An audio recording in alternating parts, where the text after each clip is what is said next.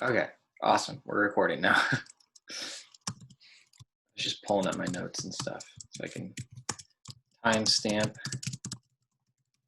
So, how did the Divine Feminine segment go this morning? Oh my God, it was so good. Colby was just, I wish you were there. And I know you had to come late, but I was in my mind, I was like, man, Nolan would love this. Well, I listened to some of it. I watched on Twitch when you guys were listening to some of his music. But it seemed like he was on there for a while.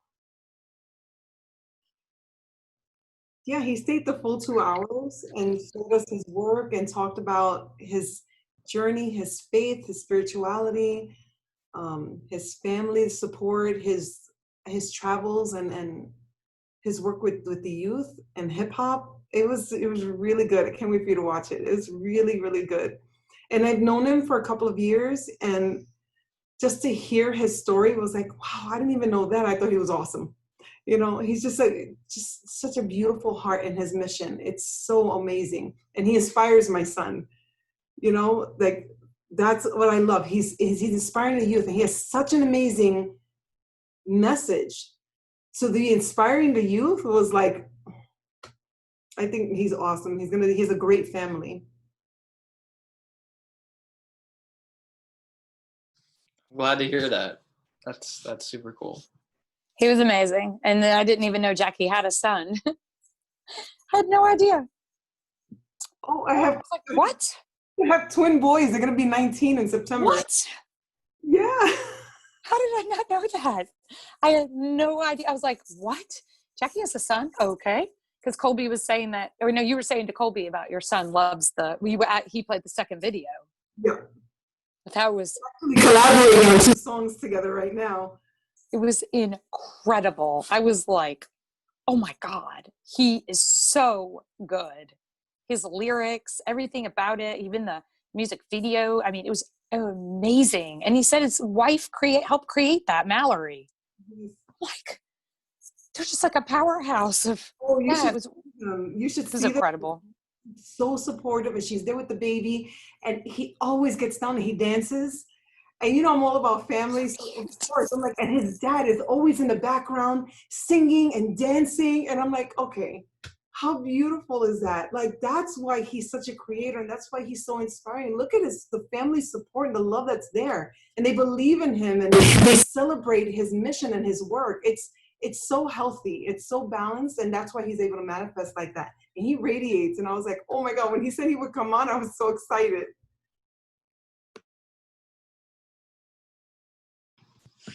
That's awesome. I hope he comes by again. That would be cool to see him around.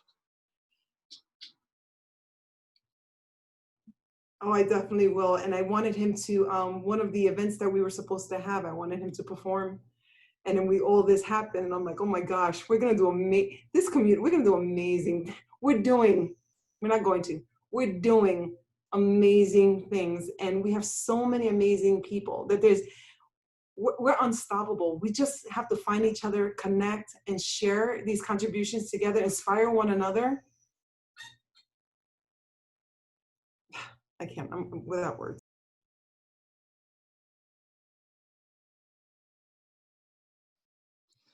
I do really like the idea of this developing over time to be well, it already is like where we just have people like coming by, you know, like just dropping in, which I think is really nice. And like, yeah, we need some like prescribed scheduled times and like to do the business, so to speak, but I really like that it's turning into it feels like a real space, you know. It's not just a one-off thing. And it's interesting to say that about a virtual space. you know, because it's like not really a space, but somehow it is. Yeah. I've never been in a space like this where, to me, always collective intelligence is very academic and it's very intellectual. So I just can never kind of keep up with that space. Like I participate because I want to learn, and I know that there's so much I need to learn, but I didn't feel I had anything to contribute because I was just always learning because it's not how my mind works. This space is such a beautiful balance of both. Like I'm like, here I get to learn and here I get to contribute. You know, there's that beautiful synthesis. Is like, you know, I have something to contribute here and I have so much to learn. And the thing is, everyone's humble enough to say, oh, I want to learn. Oh, what did you say? Oh, tell me more about that. Oh, do you know I know? Like that conversation, that back and forth, it's so rich.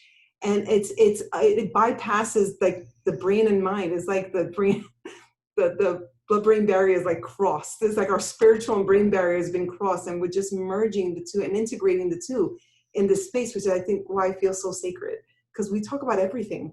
I mean, there's no topics that we just don't talk about, and we all have things to contribute on very topics. I mean, we are so diverse in our interests and our backgrounds and our tastes. We're so diverse, and I think that's what I love that makes it so rich. Where other communities I go to, and everyone looks the same, everyone speaks the same language, everyone has the same way of communicating. You know what I mean? It's like here is like we never know what we're gonna get. We never know where the direction of the conversation is gonna go, which is like so great. Yeah, I do. I mean, I've thought before that I've had periods where I was concerned about the like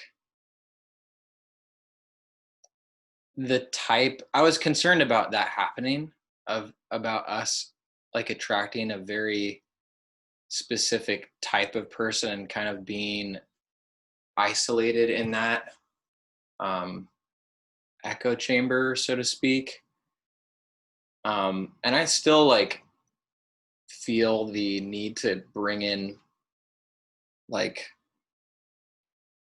not stay like to just bring in things from the outside, so to speak, to like splash the space with sometimes, because like, you know, we're talking about like Jamin with Operation Stone Soup. It's not like this is the first time.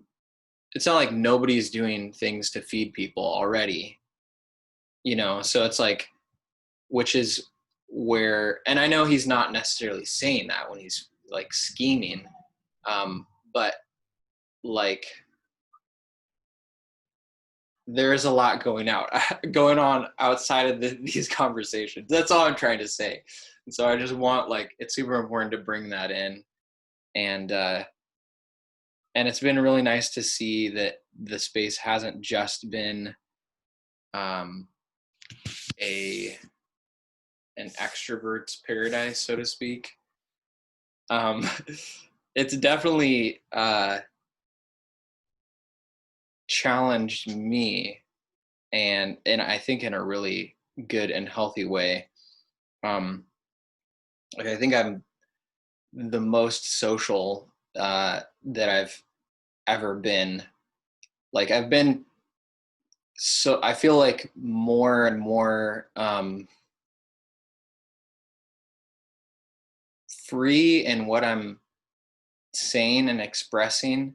And I think that well, obviously the conversations we have here are not the same kind of conversations that I had with, you know, my college buddies a couple of years ago, you know. So uh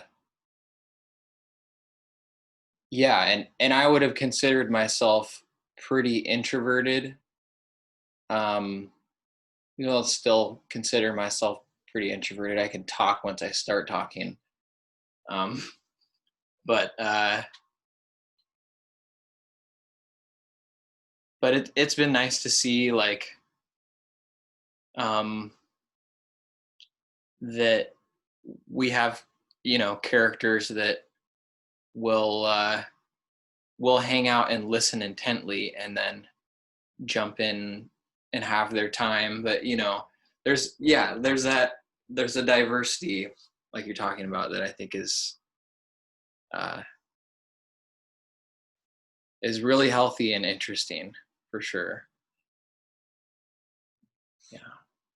I'm glad you brought that up, Nolan, because I am like the most extroverted introvert. I'm so shy. And doing this work has been my biggest challenge of ego, more so than, having to deal with all my, all of the trauma and the drama. Like this, to just speak my truth, to be me, and be unapologetic and courageous enough to share my truth, that took so much courage. And so, studying psychology, and the Briggs-Myers, I'm like, oh great, of course I'm an INFJ. So I'm like the most introverted of introverts. Like I'm like the minority of the personality type. So I get it. But being this, like every time I look up and I say live streaming, it freaks me out. I'm like, don't look in the corner, because as long as I can see these faces and I feel like I'm with family, then I feel okay and I can talk. But when it was live stream, I'm like, oh. So I have to keep focused on the faces. I'm like, okay, we're sitting at a table, we're just having a vegan meal, we're just, it's been a week, we haven't talked, what's been going on? That's how I can feel comfortable. And this community has helped me come out of that and put in front of my face that mirror is like, it's not about you. It's not about you. You're greater than this. You're bigger than this. It's not about you. Go out there and do what you're supposed to do. Hi, Hey, how are you? Lauren. Good. You're talking about being shy. I'm shy, so I'll fit right in. See, we were just talking about being shy, and I'm like, Who's shy? Yeah. Well, I wouldn't say I'm shy. I'm introverted. I'm an extroverted introvert. What's an extroverted introvert? In spurts, Mm-hmm. it takes a lot of energy for me to be I'm very sensitive to energy, so it takes a lot for me to secure my energy and be in a space and share myself. And I've worked very hard on using my spiritual senses for safety, and I can tell very easily when I'm not safe. So to maintain that space takes a lot of work for me. So I can only do it in spurts. And then I have to go back into my cave and I have to like process, integrate, and then come back out. So it takes me longer to recover from being an extrovert. And I've received a lot of rejection for being myself in my life. So that's still a lot of healing that I still have to get done to show up and be courageous enough to show up in the truth. So that part of it too.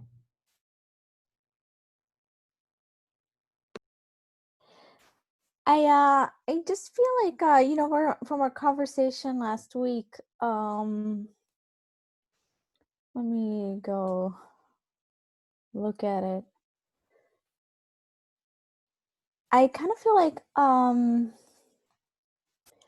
so many people have this because last week we were talking about the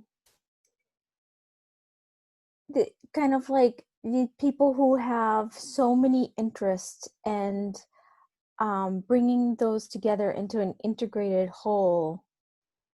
And I just had a conversation this week with someone who was so super successful on the outside, but she's like secretly like, I just want to make burritos, and I'm like so sad that I have to choose, like, if I do that, like, will I ever find work again? And just kind of, she just had this existential angst of like being totally fake, like she had this super fake persona of success. And it was so interesting to me because I was like, but that's just so normal. Like, of course, it's your persona that people hire. Like, this, she just felt like so much shame around that. I was like, don't be ashamed of that. It's like, no one's gonna hire you to say your real thoughts.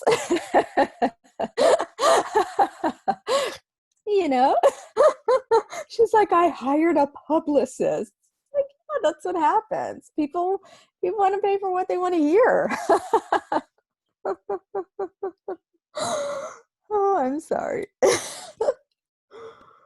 I have these conversations all the time with people that are like, I tell them, listen, I'm from this world. I grew up here, but I'm not of it anymore.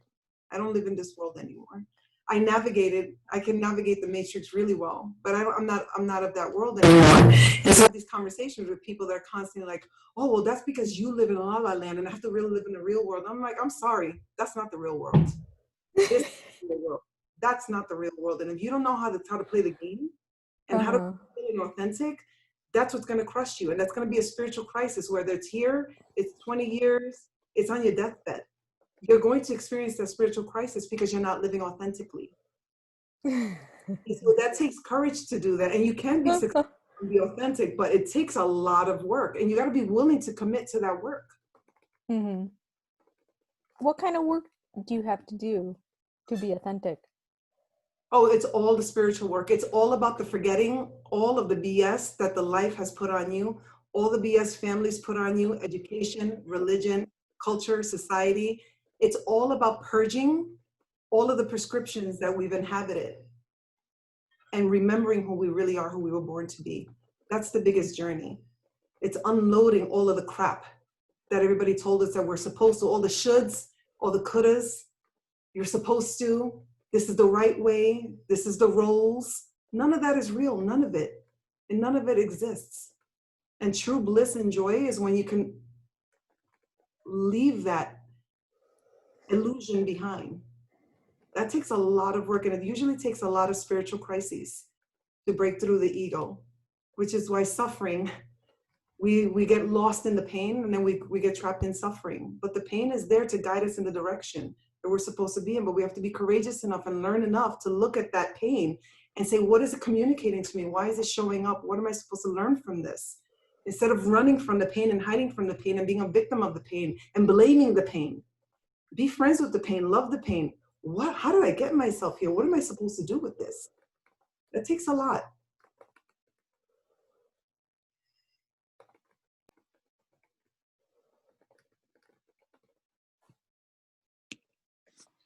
I love the idea of kind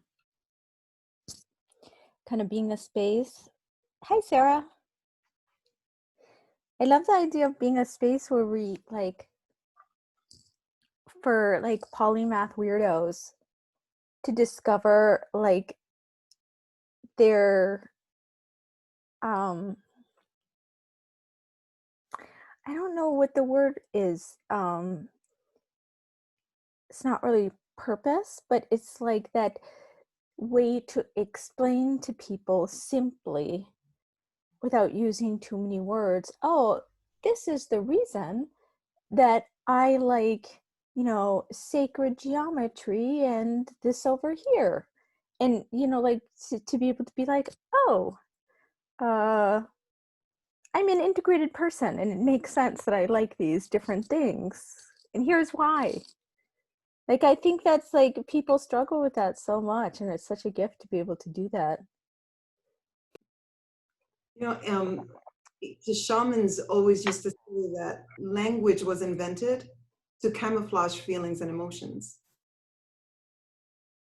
It's a code that we invented so that we can bypass our spiritual senses and we confuse one another. It's like, I'm feeling something different, but I'm hearing something else. But my ears want to hear so much what you're saying, I'm going to ignore what my senses are telling me.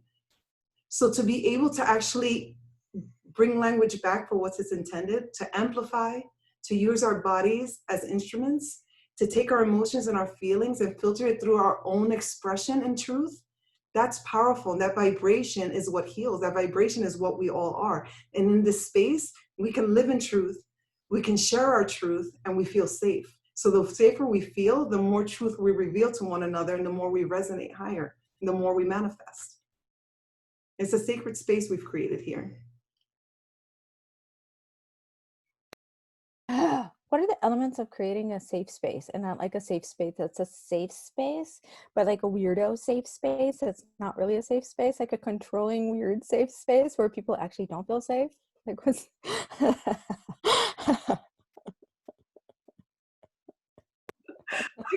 about that one. I like the way you put it, though. I think that's been a pretty oh, sorry, I'm fumbling with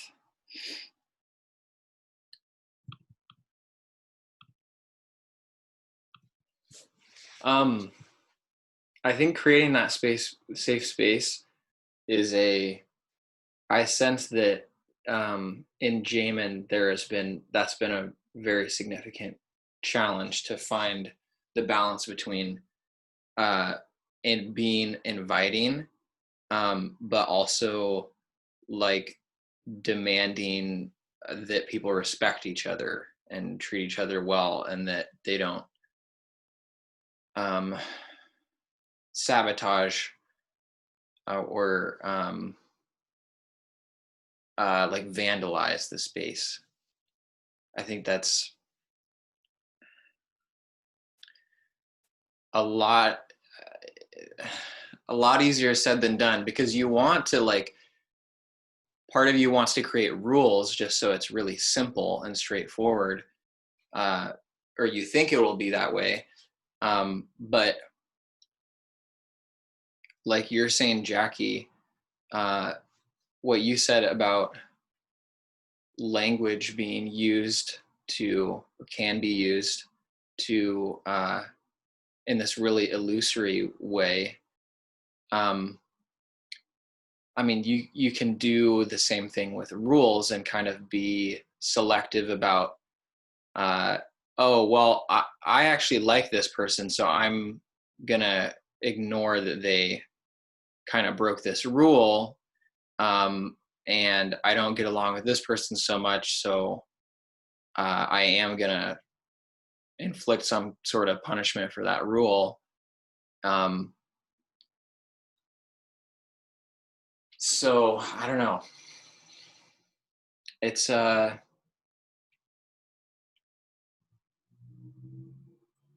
don't think it's easy, and that's kind of what I have to say about it. I don't know. To me, it has a lot to do with boundaries. And I think so many of us wait too long to start putting up boundaries. We really get to the point where we can't take it anymore. And then we're like, okay, we need to talk about this. That is handing over our sovereignty to people. We hand over our energy, we hand over our agency to someone else, and they get to decide how we feel. They get to decide how we think about ourselves. They get to decide how we interact. That means we have little to no boundaries of ourselves. And so people can pilfer that from us and just puppeteer us because we don't have our own agency. And that's something culture teaches us. How do they factory farm us if we had agency and sovereignty? So there's a system in place to make sure that we can't think for ourselves, that we are afraid to stand up for ourselves. It's just by design. But if we have that balance of boundaries, listen, my motto is, I'm never going to walk away from someone where I feel that I've contributed at all to their diminishment of self.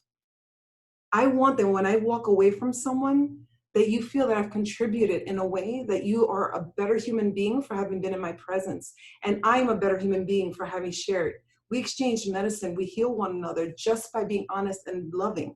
But if I don't feel safe, and what I mean by safe, I can't show up and be me, I can't say my truth, there's going to be resistance, that's not safe for me. And I'm not going to judge you, I'm not going to say you're bad or good or right or wrong. Do I feel safe? Can I show up? Can I be me? Then this is not a space for me. Boundary goes up. So when we're like this and we're exchanging, as soon as you feel something's not right here, this exchange is not healthy because this person is not feeling safe. This person doesn't feel that they can be themselves authentically. That needs to be addressed right away, nipped in the bud as soon as possible. And I think we wait too long. We want to make sure that we don't hurt anyone's feelings. We don't know how to navigate that, and we use language loosely. No, just call it out right there. Be bold enough to say, I'm sorry. Can we address that? Let's talk about that because that felt very uncomfortable to me. Okay, so you're saying that it makes me uncomfortable. So how about let's talk about this. Okay, what is the false safe space? Because I almost think that it's like no one can get their feelings hurt in this like false safe space, and I you're love saying question. that no, it's like everyone has the right to be authentic in their, but You you don't know have a right to be an asshole. what? But you don't have a right to be an asshole. That's the problem. The right to be me is not a right for your ego to run amok. I'm not inviting ego here. I'm inviting people. I'm inviting humans. And if we can't relate to each other as human beings, I don't have time for ego. I'm too old. I just don't. So if I'm going to feel like I want to be battling your ego, I'm taking it somewhere else. And I think that's what we need to do. When we create, there's no such thing as a false safe space. Either you're safe or you're not. And if you're not feeling safe, you're not safe. I don't care what the rules say. If I'm not feeling safe, then it's not a safe space. And we know, we got to trust our own intuition. We know when it feels off. We know when we feel it's not healthy. We know this, and we just keep denying it. We keep sending ourselves over. So relevant conversation, how do you create a safe space to talk about race? Like with everything happening in the US, oh my God, my hometown's like in flames. How do you create a space where you can actually, because I've had conversations about race in the US, and it's like,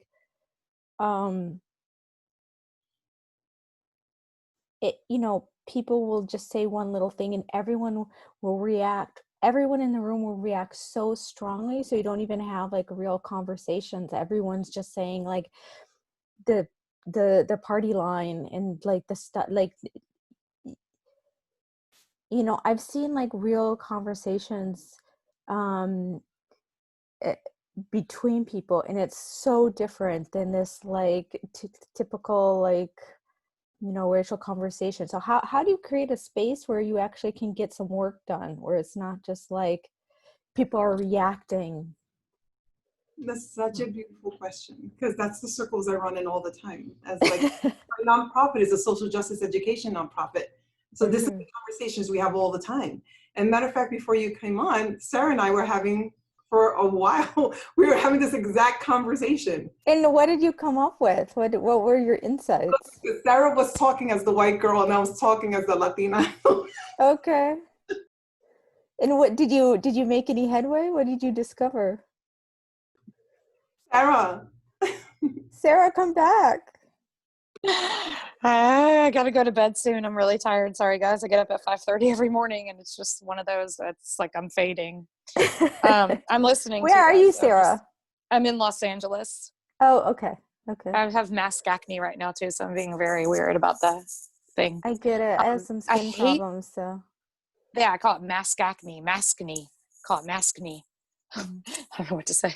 Okay. So yeah, no, we were just talking about what's going on, and I just, was saying how, like, if I said something about what's going on with this George Floyd thing, and it's just so sad, and there was a major, just so you know, Jackie, there's a major protest tonight. I didn't know about the protest tonight. I just knew about it for tomorrow.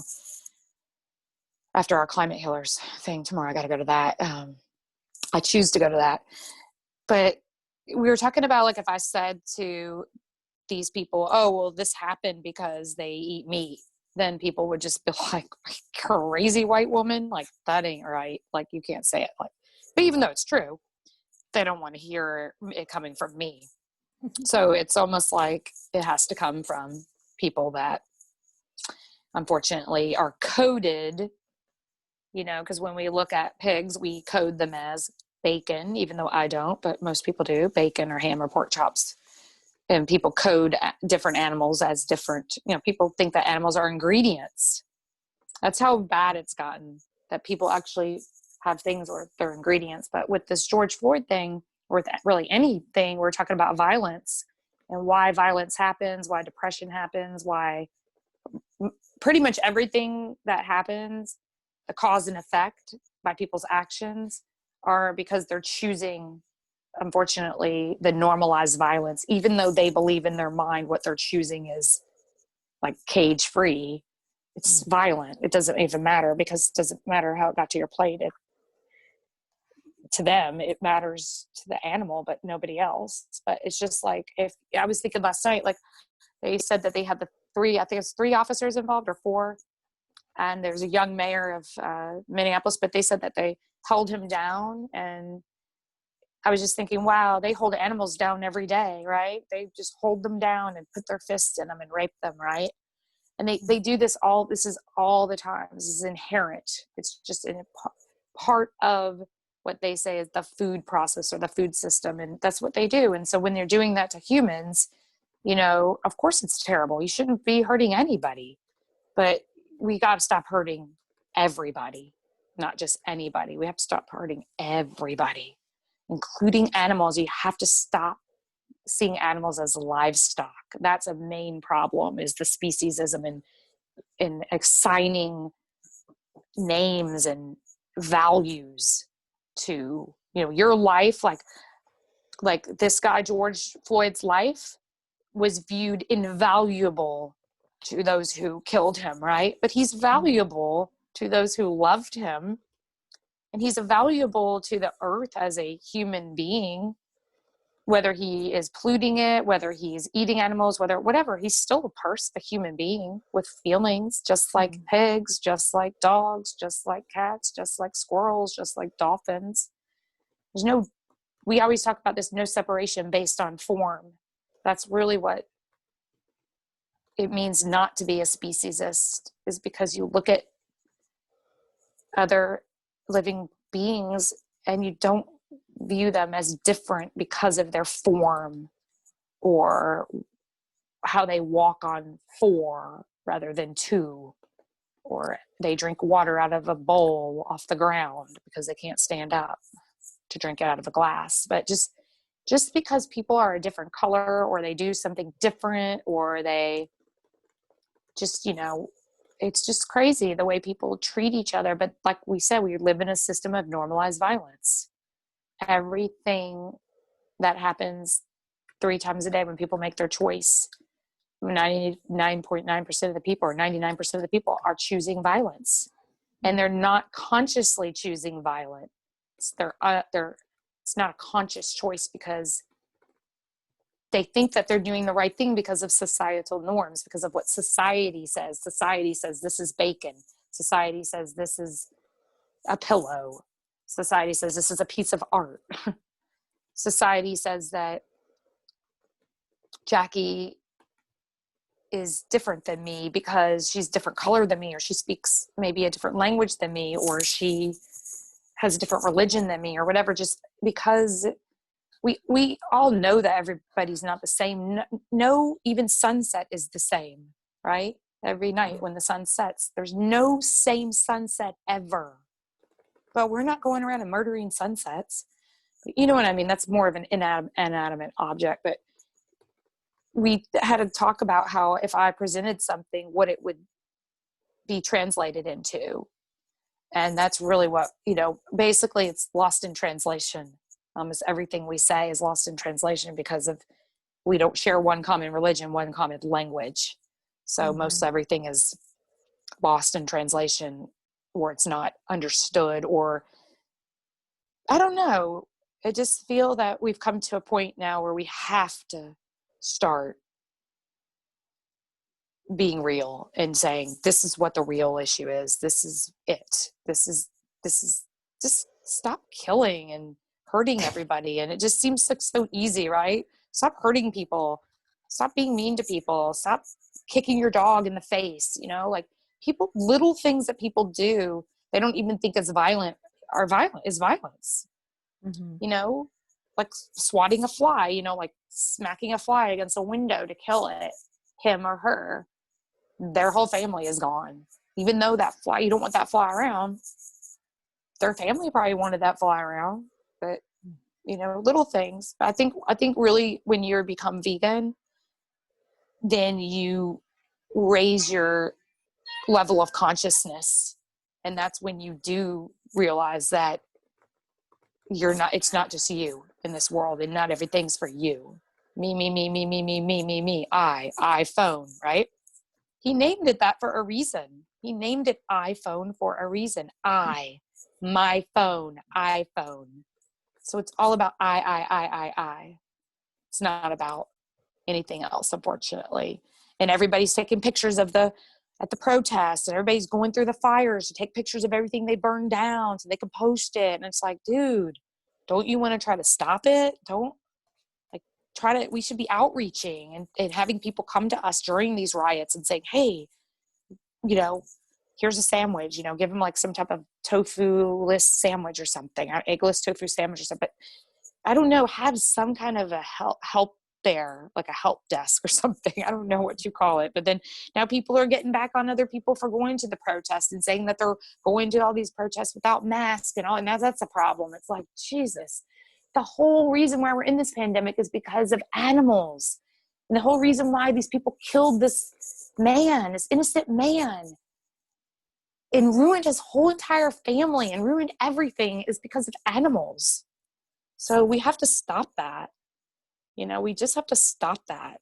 And it's just outrageous to me that people just get mad when you say that, hey, look, you got to stop hurting animals. If you go plant-based, because they don't even see past, I don't know what to say, but Jackie's way better at taking all my stuff and then somehow like getting it to one nice statement. So yeah, that's it. Yeah. Can I just say, like, I think people, even if your role in a system really sucks, even if you're at the bottom, I think there's like, I think people get attached to the story because even if even if it sucks for them, they just get so attached to all of this framework that it's really hard when someone's like, hey, you're part of this stuff. Like you're doing that too. I think that like something about Rachel Dolezal brought up that stuff because people's reaction. Do you know who I'm talking about? Rachel Dolezal? You don't know Rachel? Oh my gosh, seriously? So she was the woman who this white woman, she grew up white, and then she decided that she was Black. Lady. Yeah, and people were just outraged. On every talk radio show, people are like, you cannot do that. It's not like, being gay, you can't choose what you are. And she's like, I'm transgender. There's no such thing as transgender. So yeah, I do. I think people get into like there's no such thing as race. Race is just a made up thing, but its effects are so real that it weirdly becomes real, and it's hard to separate what's real and what's false. I think we have to start. We, people of color, don't even know our own history. So when someone codes Caucasian and shares sympathy, there's an activation that happens within us because we know you don't get it. We don't even get it. We know you don't get it. And no matter what, there's a trauma there. And the more traumatized and the more in lack a person is, the more activated they're going to be by their oppressors. And if you represent that, they're going to be activated. And so I think we have an obligation, we that are on this path and mission, to work cohesively and share and educate one another in that. This is why I was part of the social justice conversations. This is why I lead study groups in White Fragility, the book, to discuss this, because it's on us to be the face of the race and shine that light to people that code Caucasian and say, you don't know. I'm sorry, but you don't. You can sympathize, but until you know, you will never be able to empathize. And nothing will change until you know. And I was part of a 6-week conversation on White Fragility. And I think I've talked about this, where I was only one of 2 people in the group that was a person of color. And as they're reading this group, talking about this is why your whiteness gets in the way and why oppression still maintains, because you're maintaining it in place. And it's to be in that space and be like, okay, it's true. Then let me explain to you our perspective. Let me lovingly explain to you why it's not okay for a white woman to cry when something goes wrong. It's called, the white woman's tears. There's talking about taking our history and our culture away from us. Hair. Everything about us has been colonized and stolen and taken from us. And now those that represent and code that way are going to come and say, oh, I'm so sorry. That's the activation that we're feeling. And I think we have to be cognizant that people of color are emotionally and spiritually sunburned. It is the onus is on those that want to come help to be cognizant of that and not be activated by the activation. Be present, do your work, and say, no matter what happens, I'm going to be here for you. I see it as a wounded animal. You want to help that wounded animal. They turn around and bite you. Are you going to go and kill it? Are you going to go and stomp on it? You're going to be like, oh my God, it needs my help. And I'm going to do it. I'll take a few bites, but you need my help and I want to help. I think that's the way we need to approach one another when we see the people that are suffered under oppression and are damaged and are broken, that they need us to be compassionate and loving and see them. Because I'm sorry, people of color, that's speciesism. People that code Caucasian don't see people of color, and I'm not saying all, I'm saying those that buy into and adopt this racism, they see us as a different species. There is speciesism within humanity. People of color have been called monkeys, baboons. We are seen as animals. So now within us, just like within communities, well, if I code a little bit lighter than you, now I think I'm better than you because you're darker than me. So now we're against each other. White people don't go through that like we do. I'm Puerto Rican. There's 5 kids. 2 of them are extremely dark. 3 of us were very fair. That caused friction in the family. Oh, you have better hair, or you're light skinned. Oh, you're going to get more privileges. So there's battles within us. And now we look at our brothers and sisters that are pigs and cows. We don't want to be associated with that because we're human. And we've been told that we're animals. We've been treated like we're animals. So there's so much there that people that code Caucasian don't understand and don't know. And so they have to educate themselves truly on the history and the language and the way to communicate empathy in a way that's like, listen, you activate, it's okay. I get it. I get it. You have a right to righteous indignation. That is your right.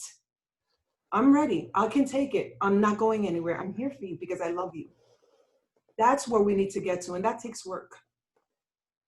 What takes work? To be able to sit in that space of truly being aligned with how you believe the thoughts that we believe who we are, how we actually communicate that into the world and our actions. That's not aligned. And we know it's not aligned. And that's why this system of normalized violence maintains, because we believe the story we adapt is that we're good people. But challenge that. Challenge that. People will defend it to the end. Nobody's humble. Oh, I'm a great person, but show me where I'm showing up not authentically. I'm going to defend that to the end. That's ego. And ego do not, nothing is going to heal when ego and ego are in battle. If there's resistance, there will be no healing. That's the work I'm talking about, that psycho-spiritual work, to clean up your own trash, clean up your own garbage, heal yourself so that you can release that and you can invite more light and more healing in. And once we overflow that, that's when people will feel our love and feel authenticity. But we got to be right with ourselves first.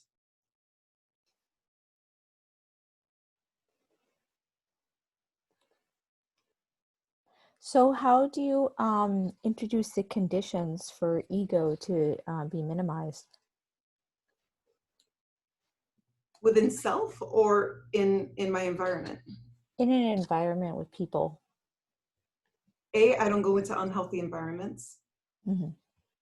I'm very, very, very good at feeling authenticity, and I don't have any energy or time or patience. So if I feel I'm not safe to be real, we're not going to have a real conversation, I'm going to take myself somewhere else. I don't have the energy to deal with this. But if I do have to be in it, like when I was with the ACLU and we were fighting at the school board, Mhm. I was in front of ego that had no interest in being honest and helping. Now I had to build up my energetic field. I had to build up my energetic space. I had to make sure that I was vibrating at such a high frequency that I was so grounded. I had so much sovereignty and agency that I could see through all their BS, and they cower in that presence. They cower in that light. When you're that powerful, they succumb to that. And that's what we don't know. We're so much more powerful than we believe we are. We're so much more. All you have to do when you are truly grounded and you know who you are, people in your presence, they just shrivel away because they can't deal with that vibration. This is why my whole life people really liked me or they hated me. I got beat up or people wanted to be my friend. It's because it's that power that when you speak that truth, but you do it with love and say, I'm not here to fight you, but I will. But I don't want to. Mhm. I can, but that's not what I choose to do. That's that power.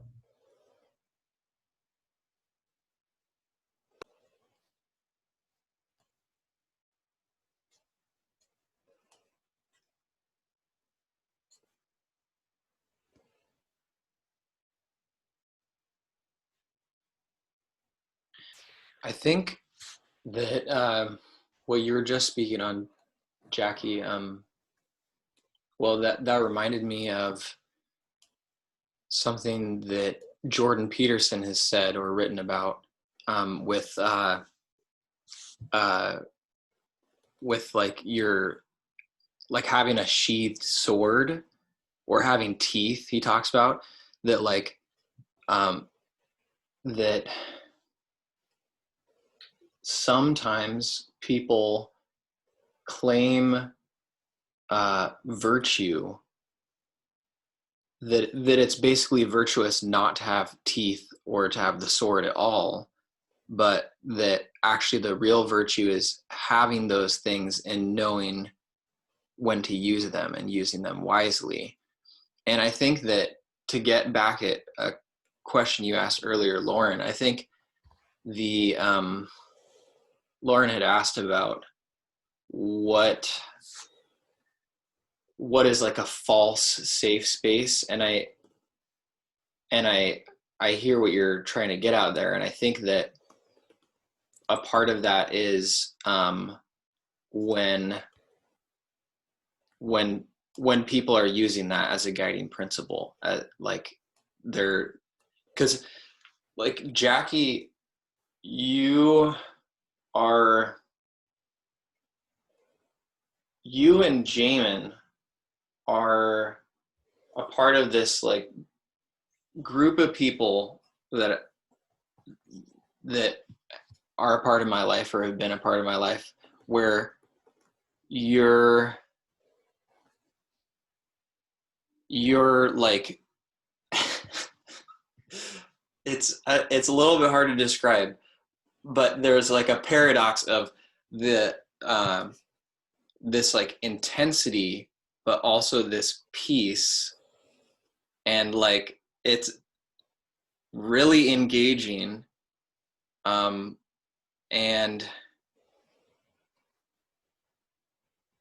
I think that that's exactly what it is you're not just straying away from using things that can be dangerous. You're using those things, and you're using them appropriately, and that's what comes off as just this this power that maybe other people, they don't like that you're even using that power in the first place. So they think that you should stay away from that. And I think that's a real like for myself, when I started on a spiritual journey, I think the first kind of larger trap I fell into was that was basically I ended up not interfering enough, or kind of like stepping back and dissociating too much. Like, because because you can get, it's important to be able to step back from whatever you're caught up in and say, okay, is this really worth it? What's really going on here? What's the bigger picture? But if that's all you're ever doing, then what ends up happening is you kind of just let, you don't end up acting and using that and like developing these abilities that can be used for, they can do a lot of damage, but that's just a part of developing them, is learning what you do with them. And that's not a reason. The fact that it can be damaging is not a reason to not develop it. It's just a reason to, it's just another challenge in developing it. And I think that has a lot to do with what, with another one of your questions, like what is, you know, I was talking about Jamin's challenge in moderating to help create a safe space. I think that it's getting at the same thing. It's like when, because sometimes it's really hard to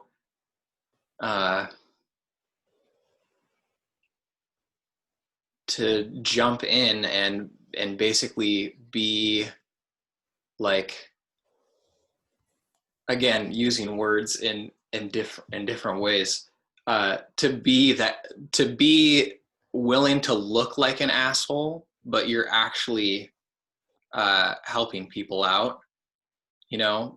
But then the person that you're kind of defending against,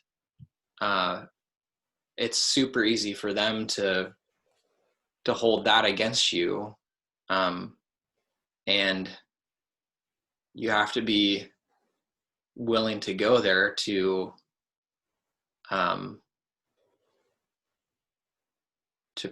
protect people. But it's very fine lines involved, for sure. And I appreciate that that Jacque and Jamin and others that you go there is very very inspiring. And yeah. Thank you, thank you, thank you. And I was doing another talk and someone said, you know, it's the example of the wounded healer and how we've taken our pains and our experiences, and that's where we forged our sword. And we stand up and we stand against, and we use our sword. And again, it's about wielding that power. I don't want to, but I will. I can, please don't make me. And that's always my mantra when I'm with someone. I'm very open from the very beginning I meet you. As soon as I don't feel unhealthy communication, I'm like, please don't go there. Because I'm really good at putting up boundaries, and I will call out your BS real quick. Please don't make me go there. Because I like being like a gentle, peaceful self. But people are gonna test they're gonna test your fences. Unconscious people are gonna test the fences. They're gonna see where your weaknesses are and where they can get in. And when you feel that going on, that's when you know you're not being safe. You know when you're being kind of like, let me see what this person is about. Or we could just have a conversation and authentic and talk and ask me questions like we do. So I think we need to trust our senses. And I also think we need to engage truly what our only choices are. Accept, change, or leave. That is our sovereignty. My choices are I can accept this, I can try to change it, or I can leave. And when we feel we can't change it, we just go inside. And we just go inside, we repress all of who we are, and then we don't know how to. And we're not balanced. We're either being all assertive or we're retreating. The work is to find the balance. The spiritual work is to be both, present all the time. Shakti, Shanti, you know? Yin and yang, we need both. We need both to activate. And that's the work, is to find that balance, to open all our chakras so that all of our potential and all our power can come out in flow, not through ego. In the moment, be responsive. And we have the ability to respond. That's what responsibility is. It's the ability to respond in the moment to the as is, and not let our ego dictate the narrative of what's going on. And now we're reacting, always reacting. Those are adaptations. Reactions are adaptations. I don't want to live my life. I burned myself on a stove. I'm never going to touch a stove before. Oh, this guy, you know, he's mean to me. I'm never going to date a Puerto Rican guy again. Like, those are all reactions. Or we could just learn about ourselves, heal ourselves, and show up and say, you know, I'm really for you.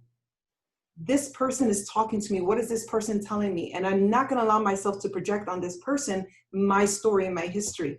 That's where the work I'm talking about. And that's where the power of the agency comes. And then we can, in the moment, do I stay here?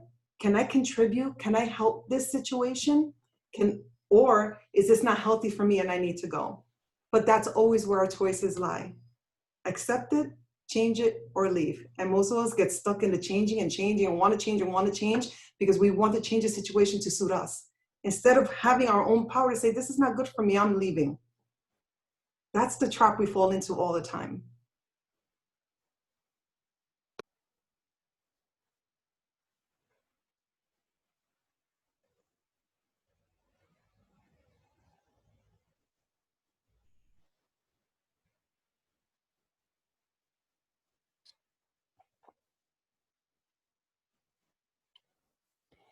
I've been watching this fascinating documentary on Jeffrey Epstein. I just, you know what? I follow this. Like, I am like so addicted to this story. It has everything. It has everything you'd ever want for like a great story. Like, it involves every person. Like, it, oh my God, I just can't, it's really fascinating. It's really like a well-produced documentary. And it's like a whole series of like interviews from like all his victims. And oh my God, like, he was like an amazing criminal. Like, he had this whole like a molestation pyramid scheme. Like, hundreds of girls who recruited, you know, each like, you know, all these other girls. Like, how many people were involved in this thing? Like, it just includes everyone, like professors and presidents and, you know, scientists, and like, this is nuts. It's crazy. It's so crazy. And the thing is, it only exists and it's only successful because it takes the people around him. This wasn't him. He had people around him that were supporting and helping and maintaining this in place. All of them need to go. All of them. Everybody wants to focus on him. He was enabled. He was enabled. He was supported. That's the whole R. Kelly thing, is the whole same thing. It's the people around you that support and enable your sickness. And then who sacrificed? The children. It's always the children. It's pretty.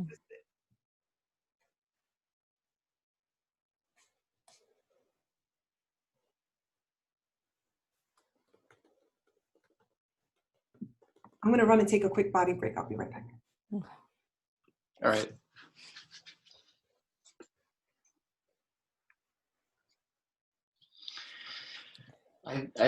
I think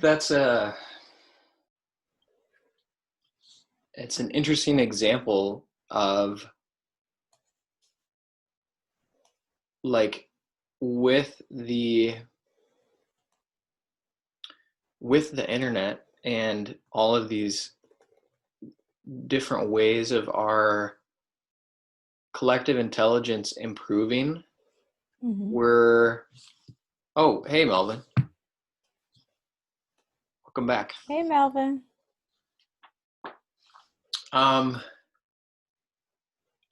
People like Jeffrey Epstein or the people around him, I think, are, what I imagine is is kind of like, with our collective intelligence really coming online, it's like we're kind of throwing on the lights in a room that's like been dark for a while, and there's just less and less space for people to hide. And I don't know, I kind of imagine like, or I want to think that we're at this point where we're kind of coming down to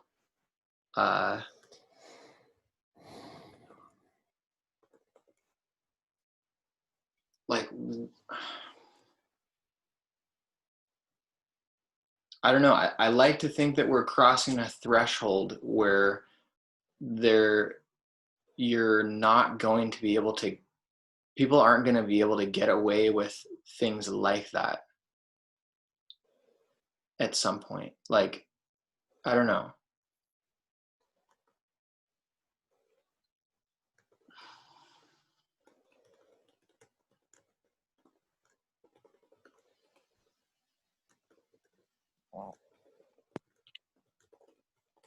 I don't know. I hate to tell you this, Nolan, but I think it's actually getting worse. Well, I'm interested in hearing why. Fill me in, please.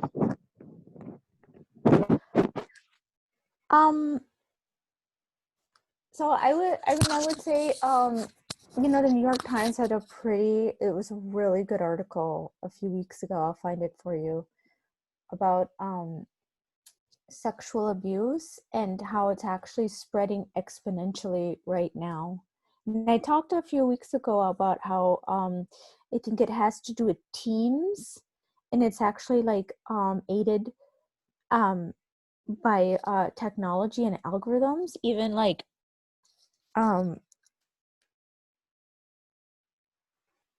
so like what's happening right now, the FBI, say if they get a case, like if like you know, someone is like kidnapped and sexually abused like an 8-year-old girl, like the FBI, they can't even deal with it because they're like, oh, I'm sorry, like the FBI only has time now to deal with like sexual abuse of, you know, children under 2, and anyone, like any girl over 5, like they just don't even have the time for that right now. It's completely insane.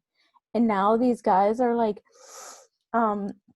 they're kind of like getting together in these chat rooms and trying to impress one another with their like child pornography, and it's like complete insanity. So I think in a way, like you know, technology, I don't think it just enables these guys to find each other, but I think it actually with these powerful algorithms, it actually like spreads addiction. And so pornography isn't, to me, pornography isn't just like a thing that is reflecting of people's desires. It actually like creates desires that weren't even there to begin with. Like there was some kind of desire, but pornography actually like shapes it and leads people down paths that they weren't even on before. Like maybe these like, you know, pedophile guys, they weren't even like pedophiles to start with, and like, you know, they've been led down this weird path. That's so weird. I'm gonna find this article by the New York Times. It is the most disturbing thing I've ever read. I was so shocked.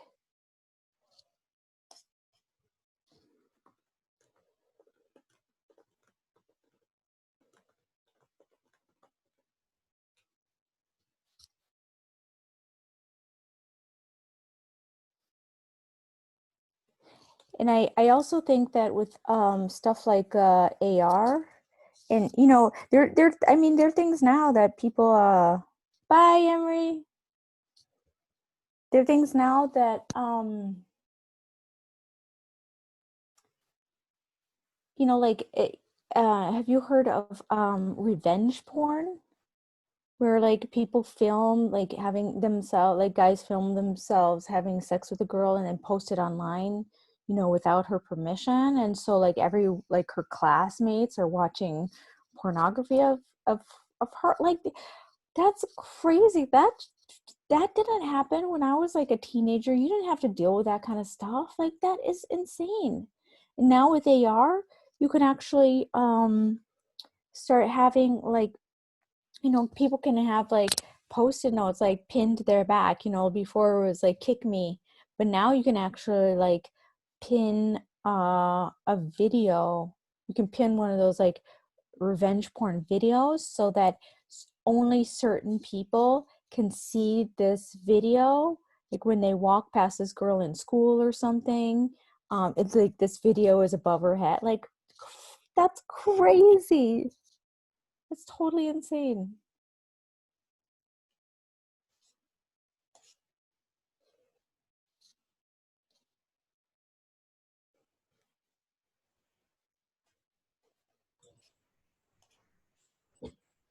How's everybody doing? Good, how are you? Just I'd spend a little time before I well, get some more energy. Had a little bit more energy, so stay up a few more hours, see how it goes.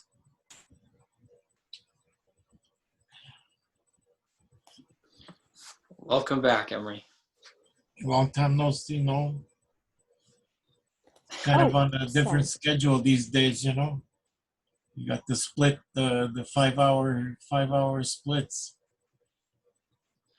Yeah. But I saw that coming, you know. But it's a good thing, it's a really good thing.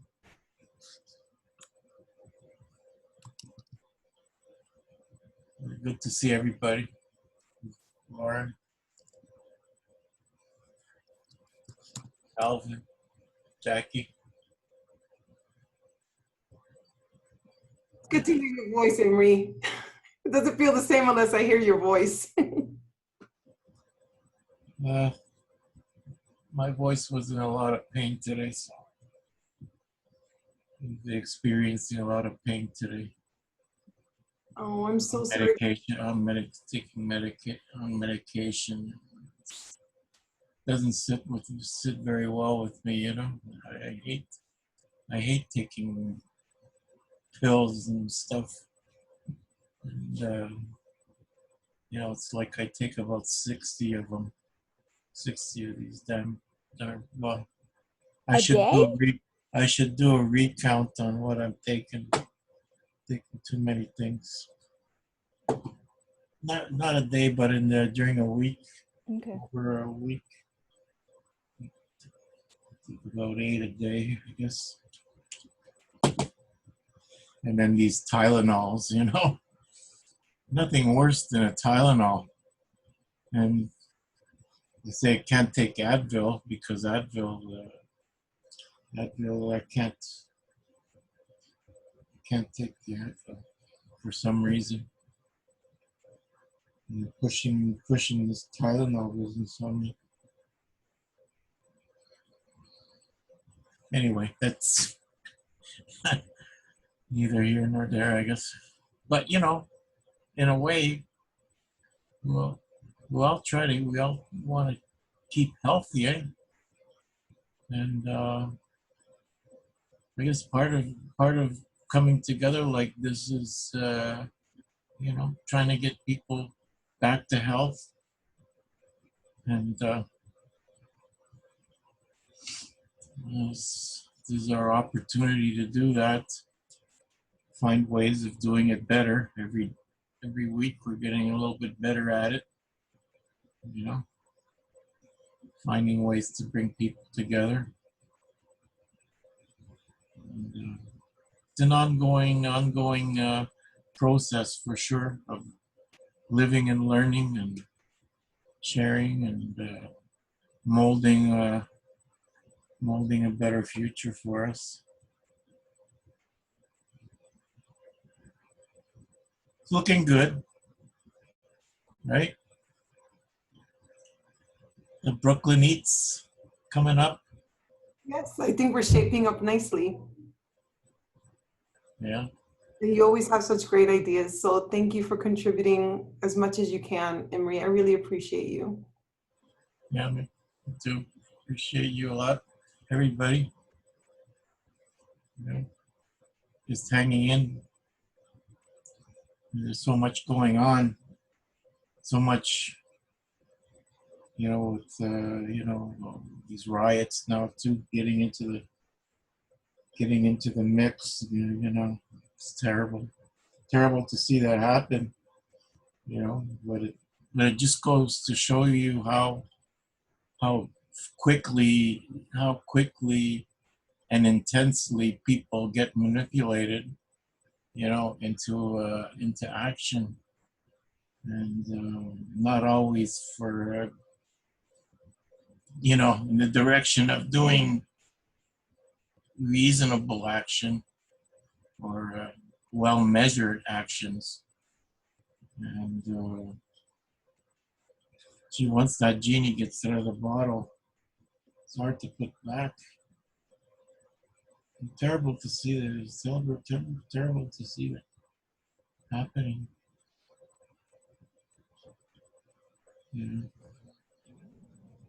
So many things that are unresolved, right? So many things that, going back to 9/11 and,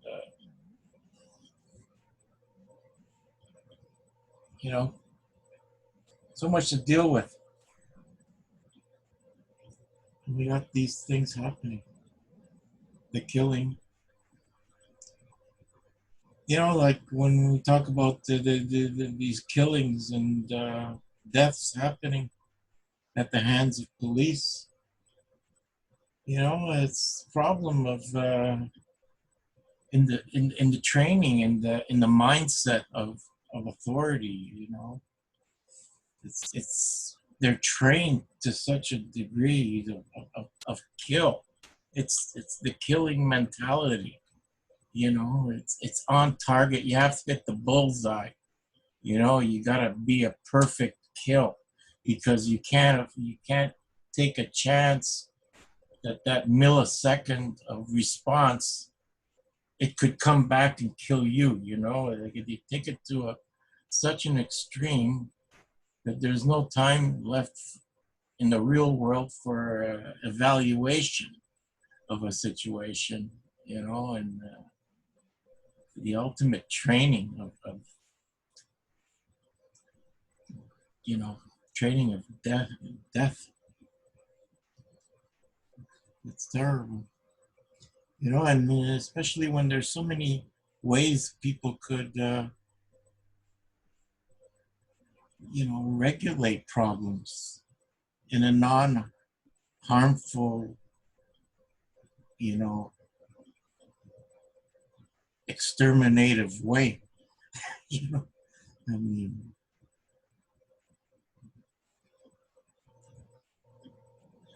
and of course, see the response too. So let's just burn it down. Let's burn everything down.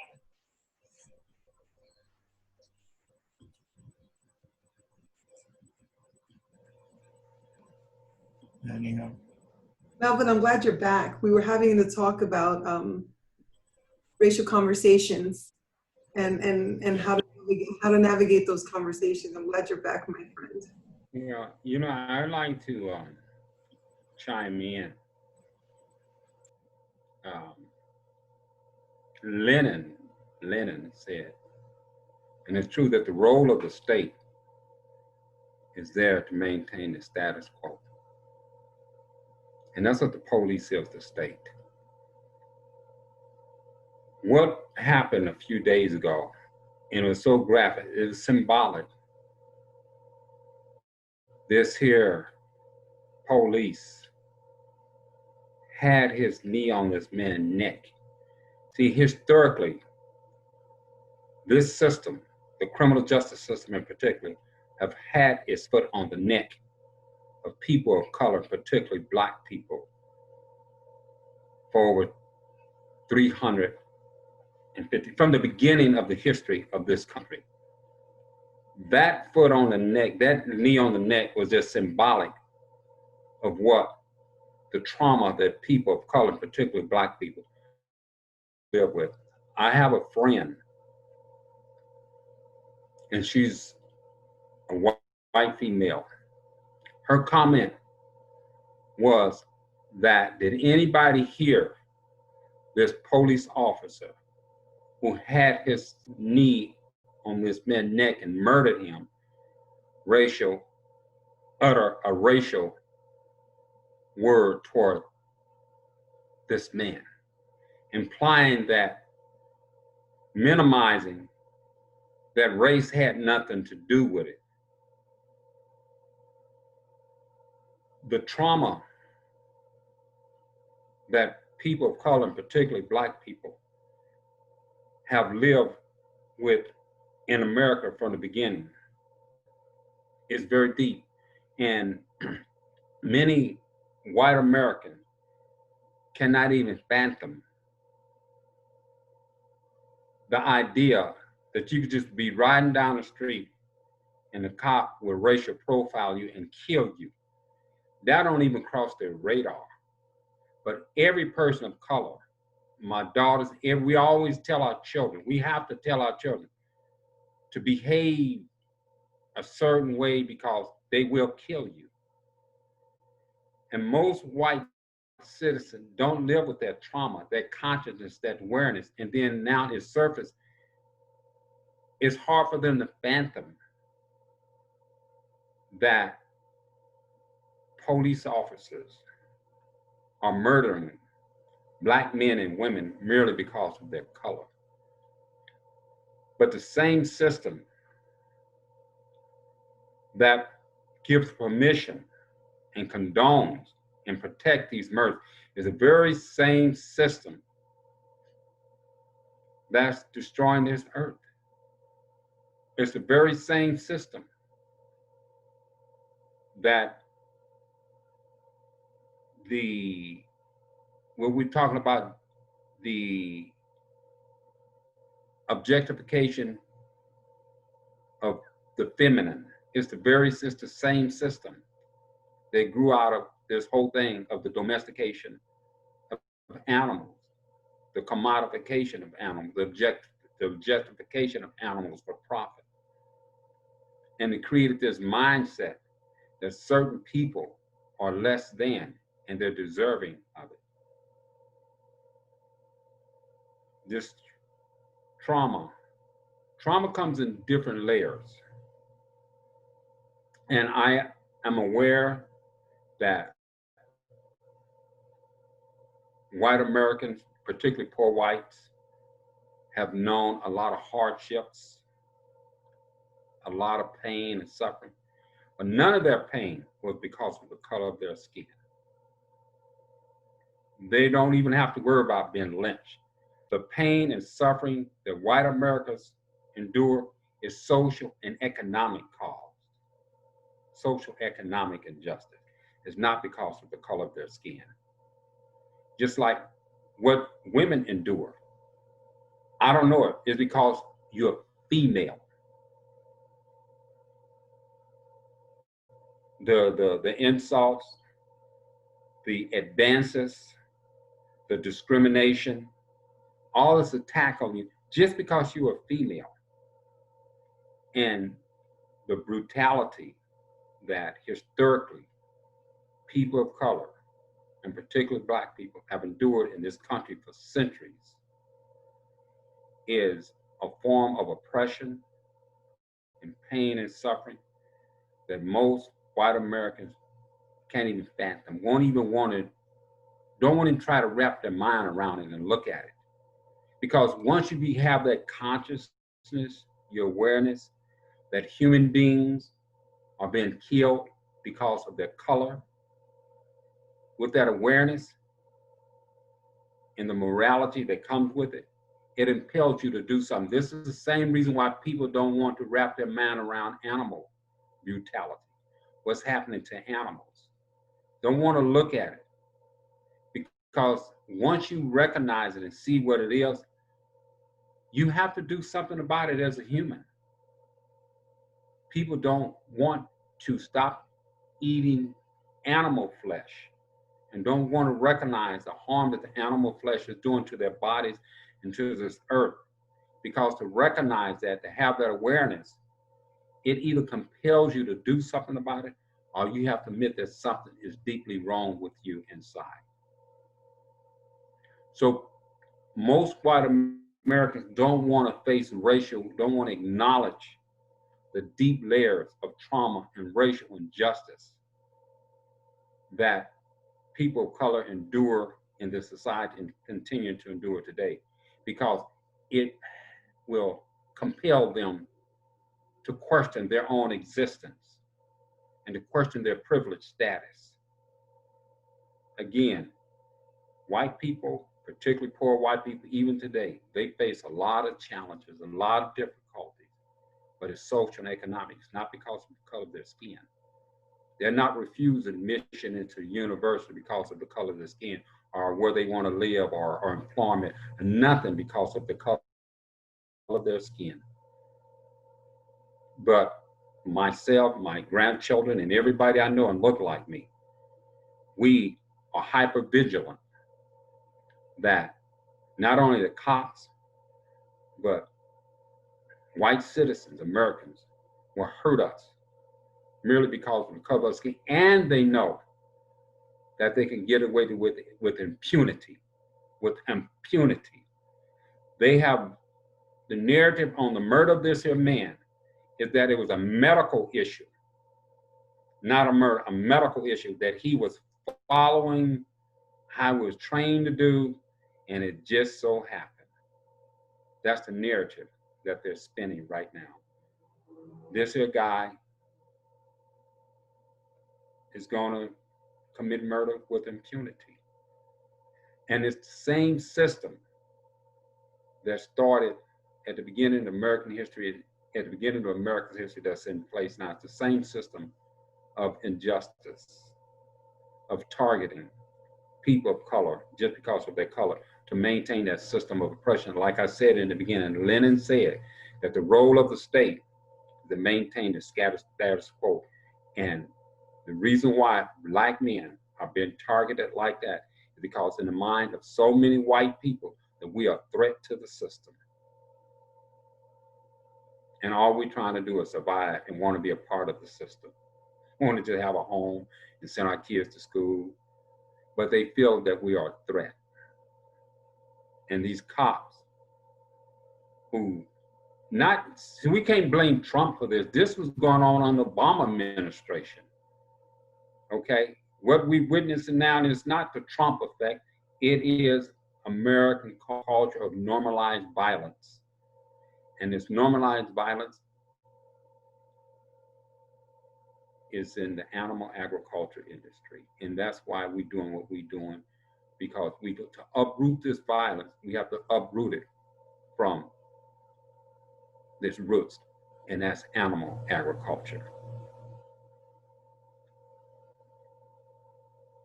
It's very painful and it's frightening when you see what happened to that man. I told my neighbor who's the mayor of here, of Tempe, he's an African American. I saw him yesterday. And I said, Corey, let me share a thought with you. I said, you're the mayor now. You got the police chief's ear. Could you ask them to institute a training like they do in the martial arts, where you tap somebody out? So in those situations when it's clearly that the police officer have the person on the ground and the person is defenseless, he's not doing anything, those officers stand around, they could just tap him out. Because I imagine some of those officers may have wanted to do something, but they didn't know what to do. They were afraid to go against the status quo, their peer. They could just come up with that one practice to tap out. Maybe that will save some lives. Just something simple like that.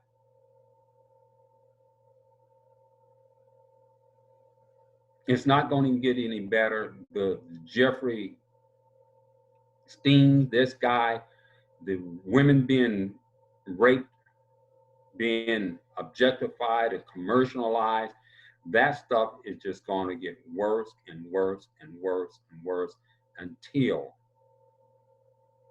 this whole system crashes and we come up with new social systems of how we want to organize our lives.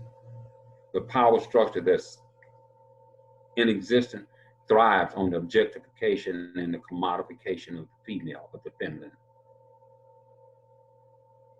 And we live in this culture of normalized violence where men, so many men, their identity of who they are, their sense of power and their sense of worth come from the objectification and the commodification of the feminine. That's why I really like being a part of this conversation we have, collective consciousness, because of the conversations we have, the vibe that we have, the commonality that we share. We abhor terror that's committed against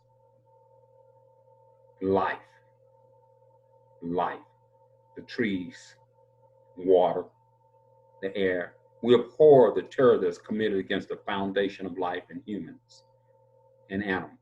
And that's why I really like this community that I'm a part of. And I also am very humbled to be in the presence of so many brilliant, talented, intelligent folks. And and every time I open my mouth, I just say, wow, what an honor it is that I have people like Nolan and Jackie and Emery and James and you, Lauren, who are just brilliant people that I can have a conversation with you guys. So thank you.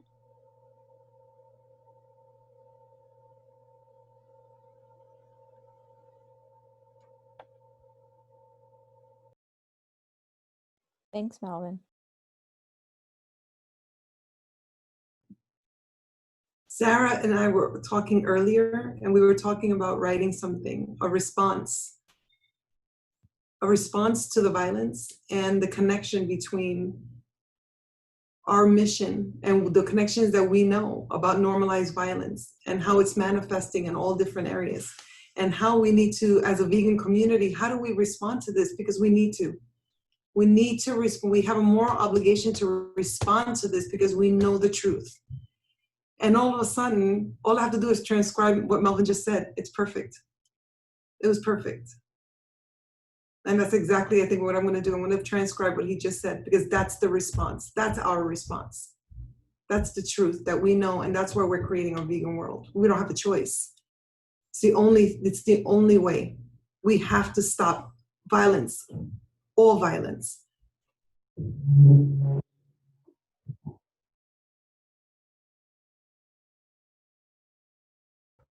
I don't know if I was still alive. I said I have to check out now because I have to go to work in the morning. I have to get up quite early.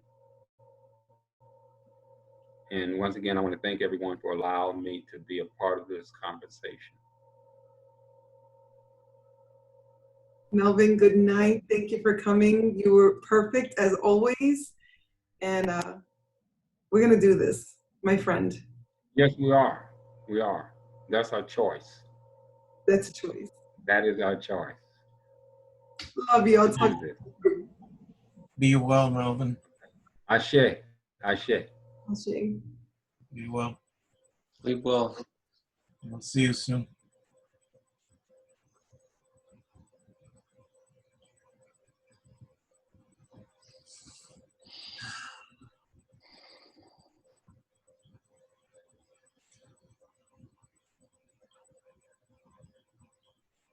I'm just, I'm trying to imagine,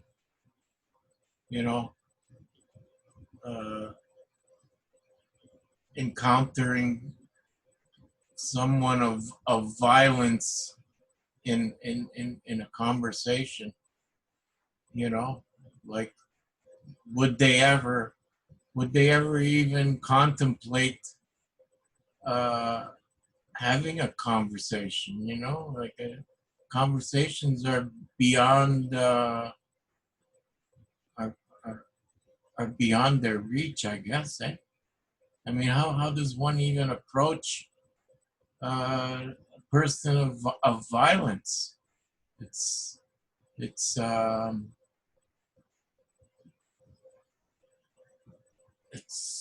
that's a valid question. I mean, how do we approach people like who are just they've been transformed to be violent in their nature, you know? So automatically they you turn to violence for some kind of I don't know what undescribable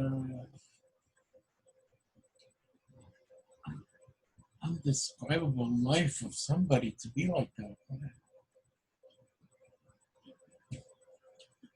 We're surrounded by that. Well, I don't want to be paranoid now. I mean, there's plenty of it going on. That's for sure. But you know, there's a lot of suffering that's also associated and comes into the picture too. So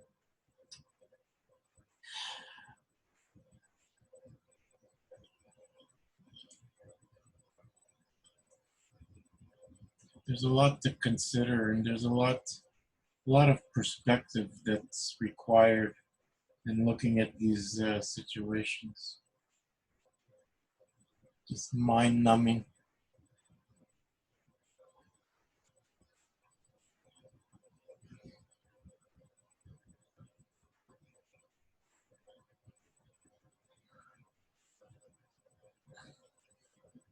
Yes, that's one good word. Mind numbing.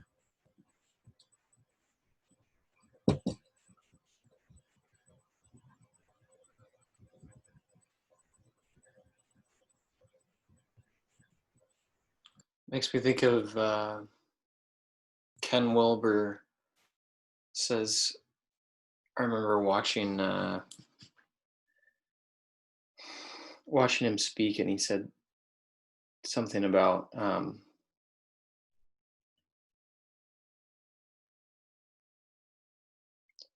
something to the effect of as you grow in awareness, and he was kind of saying it in response to like some people think that spirituality or expanding your consciousness, or your level of awareness, or however you want to put it, that it's a purely happy, blissful thing. And he basically said that as you grow in awareness, the you actually feel even more pain, but it matters less, or something, like he puts it that way. Like, and that's what you reminded me of, Emery, is like there's kind of this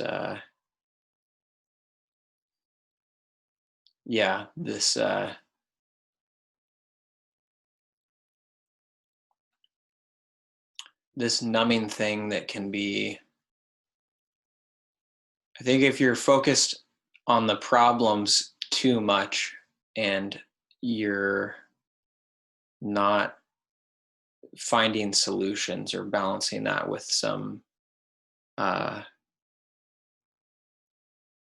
with something else, then yeah, it can be damaging to just focus on them for so long. Kind of like, I mean, it'd be like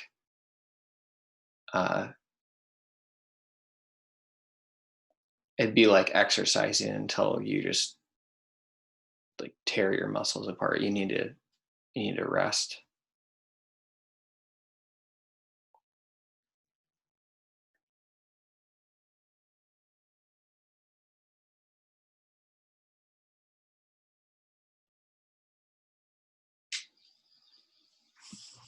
Can I address the awareness and the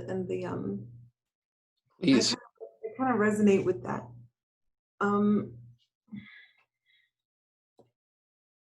I'll speak from just my own lived experience of pain.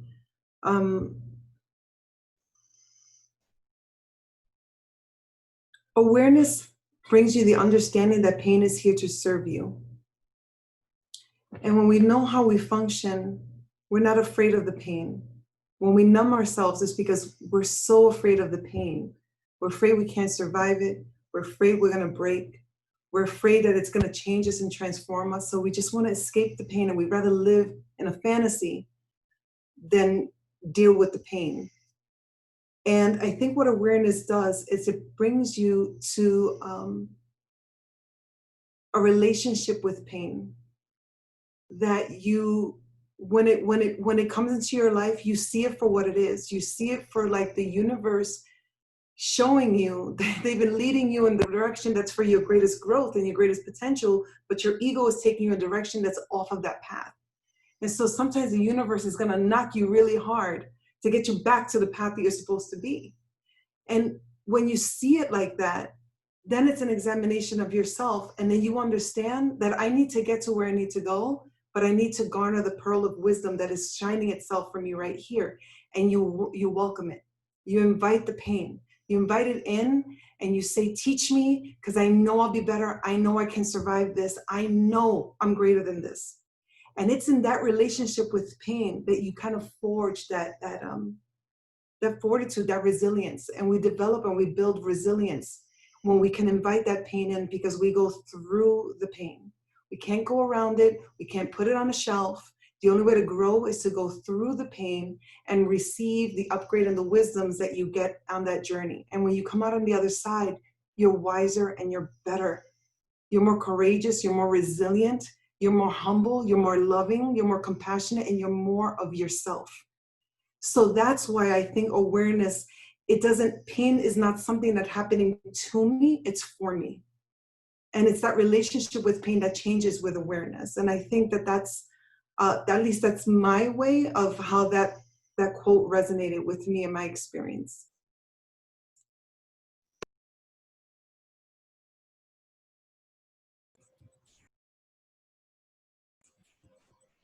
It makes a lot of sense, Jacque. Yeah.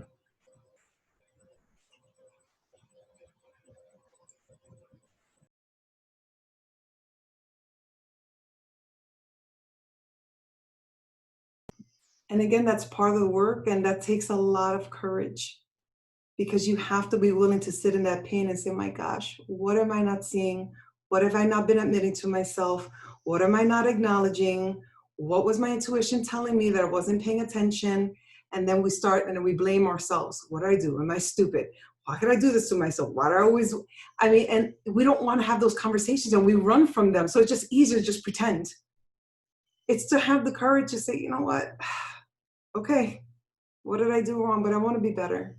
I don't want to be this. I don't want to keep living this cycle, this fractal. I want to be better. And eventually we get to that point. And we hope that it's not on our deathbed. We hope that we can reach that awareness and that compassion for ourselves and not judge ourselves and just be like, listen, you don't know what you don't know. Let's learn from this experience. Be your own best friend. Don't touch that. Don't turn that finger around. The society, parents, culture, all points fingers. There's always blame. Let's not turn that finger on ourselves. Let's be compassionate with ourselves and say, you know what? You made a mistake. Let's learn from this. Let's be better. Be our own best friends and not judge ourselves so badly. We can get rid of all that numbing and we can all grow and we can all evolve.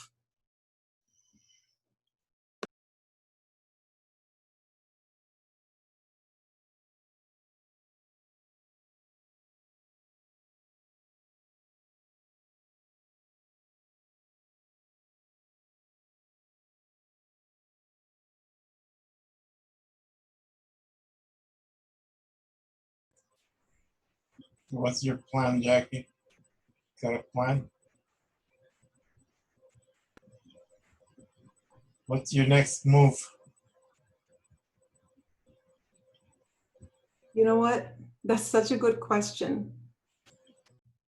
I really live in the moment.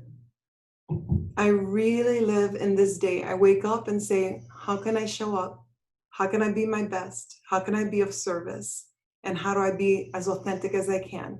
And I trust so much. I have so many beautiful blessings in my life, and I've suffered so much that I totally trust how much the universe loves me, how much God loves me, how much I love me. And I attract all those things. So I trust every day that as long as I show up and I do my best, that what the universe brings me is for me, and I will deal with it and I will use it for the greater good of all. And so every day I trust in the next day that we're closer and we're better, because this day was fantastic. And this day brought me exactly what I needed so I can take my next evolution and my next upgrade, and we could do this. So I have this excitement and I have a vision, but I'm not attached to it. You know, to me, the secret is not being attached. I was attached to roles for my whole life. Let's not be attached. I have an idea, I have a vision. My heart is telling me what I know to be true, but I'm not attaching to that. All I know is what's true today and what I can do today. And how can I show up and be my best today? I know that that's going to actualize that. So I'm not attached to anything. I'm just like, I'm here with these amazing people doing amazing work. And when we vibe together, there's nothing that can stop us. And I trust that. That's quantum physics. I trust it. So my vision is, we're going to have a vegan world. We're going to have normalized nonviolence. The children will be liberated. The children will be joyful. Aliens are going to come here and they're going to say, what's the health of this society? Check on the children and check on the prisons. How do they treat people that have broken rules? How do they treat children? We're going to become that dream that we always wanted to be when we were little, this ideal world. Let's get back to it. Let's create it. It's in our power to do so. So my dream and my mission is just every day to just show up and be 100% myself and believe in humanity, shine light and carry that sword and defend Mother Earth, even if it's my last breath. Defend the animals, even if it's with my last breath. Defend the children, even if it's with my last breath. And wherever that brings me, I welcome it.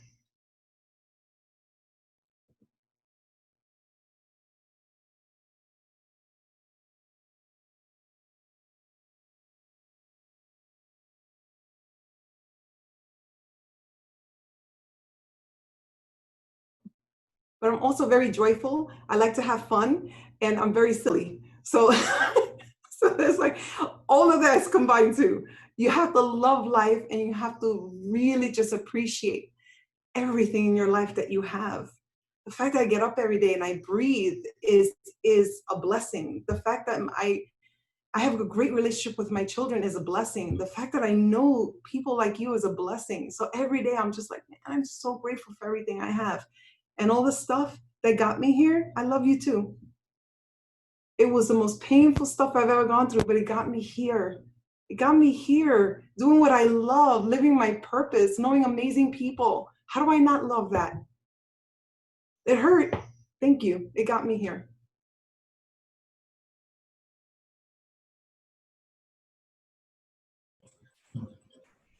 Well, I pray you carry on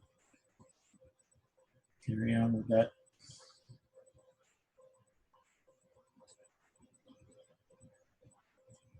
And that's as much as we can do it is carry on.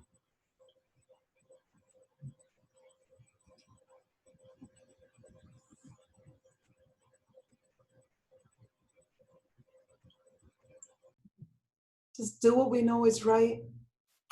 Do it with love. Do it with power. Do it unapologetically. Do what we know is right. Always. Just do it.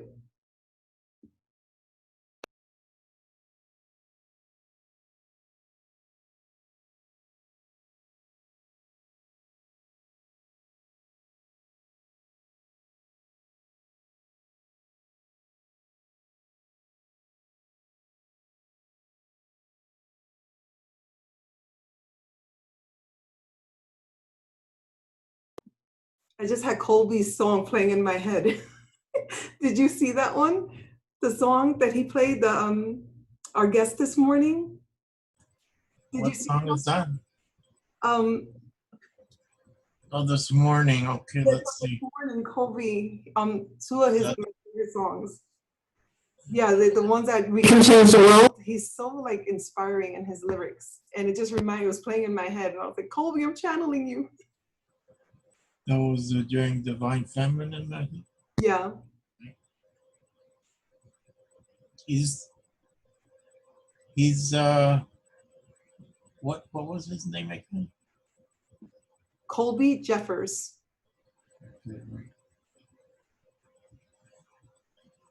And he's an amazing artist, and he's got a wonderful support system, his family, and he does such good work. And yeah, we're all doing our part. We're all bringing consciousness into wherever situation we've been in. That's our job. I was telling my uncle the other day, and he was like, we were talking about trauma and PTSD of being in Lebanon.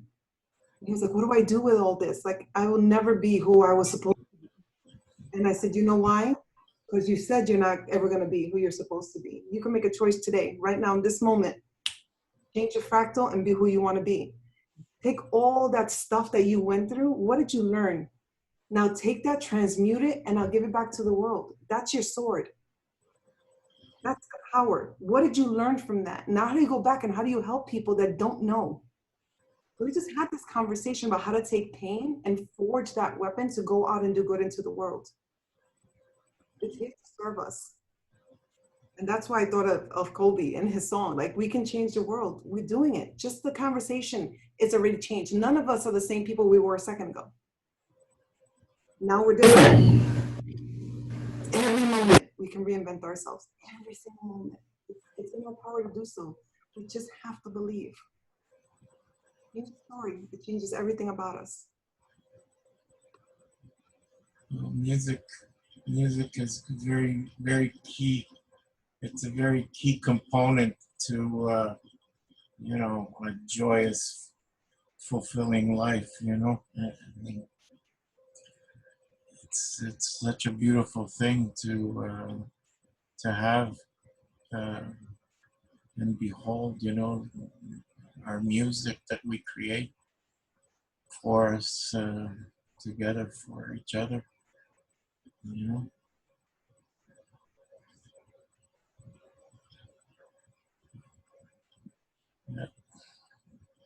I think all artists are activists.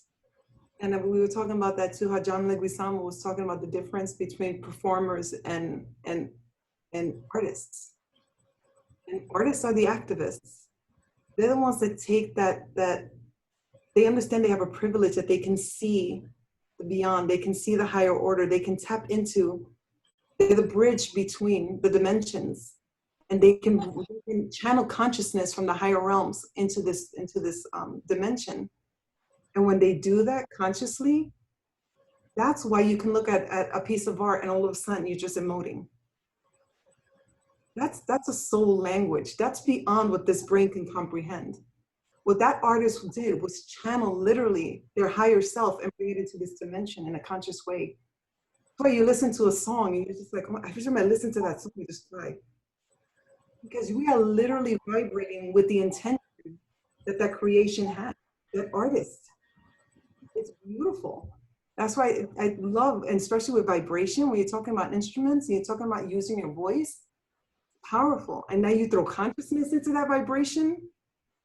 We just calibrate ourselves to yours with intention. That's powerful. You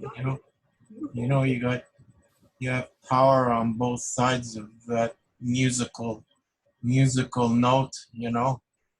That music can be used in a beneficial way and a very positive way, and it could also be a destructive force. So music with moderation, but you have to be wary. Sometimes, when some kinds of music comes along, it's not always the best. It's not always the best. But but it still has its moments that that you could consider, the creation of it, though. It nevertheless is an expression. It's a creation, and you know, the components of it are filled with emotion and needs to be evaluated also, even in those situations where it's it's going to have a negative effect. In a way, it has both, because the moment you're aware of it too, you change towards something better. You know what I mean? I don't know if I can express it fully, but there's two sides of that music, that's for sure. Makes me think of R. And- Kelly. Who? R. Kelly. R. Kelly. There's this fascinating documentary about him too on Netflix. No, it was produced by another channel, but now it's on Netflix, I think. Yeah, it's fascinating how like someone like him can produce that was one of the problems with him. He produced this like amazing music that so many people had their like family memories and weddings and all this stuff attached to his music. And he had this, some of his music was uplifting and just so much a part of people's like history. So rejecting him was like muting him was really hard. But you know what was also a huge component of that? When you take a kid from the hood that doesn't have a lot and doesn't have a lot of opportunity, and he finds success and he got out. Mm-hmm. And there's not that many. So it's like, what's a greater success? Do we knock him down? Do we take away what he was able to achieve? Or do we at least, does the crime fit, like which do we, and I think there was a lot of struggle within our Black and Brown communities. Like, he made it out. He's huge. He represents for so many youth what you can do. Do we take that down because he did some bad things? Like, they had to weigh that out. And there was a huge conflict within our Black and Brown communities about supporting him and not supporting him, calling it out. What is he doing to the girls? But what does he represent for us? What does he show for us? Well, people are going to remember in 20, 30 years, but children will remember, want to be and strive to do something better. So it was that conflict too. And it's, again, that racism that's within our own communities. And music is so powerful. So many different levels of complexity that's there, with the lyrics, with the beat, with the, all the different instruments, it really reaches deep. It can.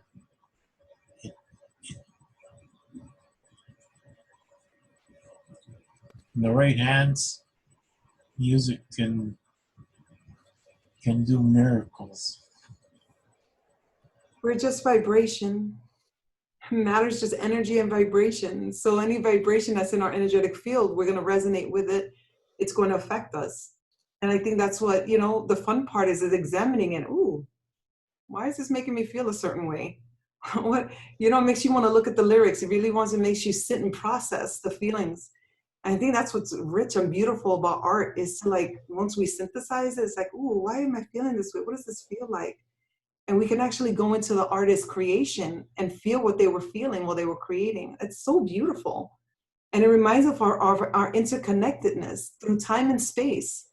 I can listen to a song that reminds me when I was 6 years old and I was dancing with my grandfather in my living room.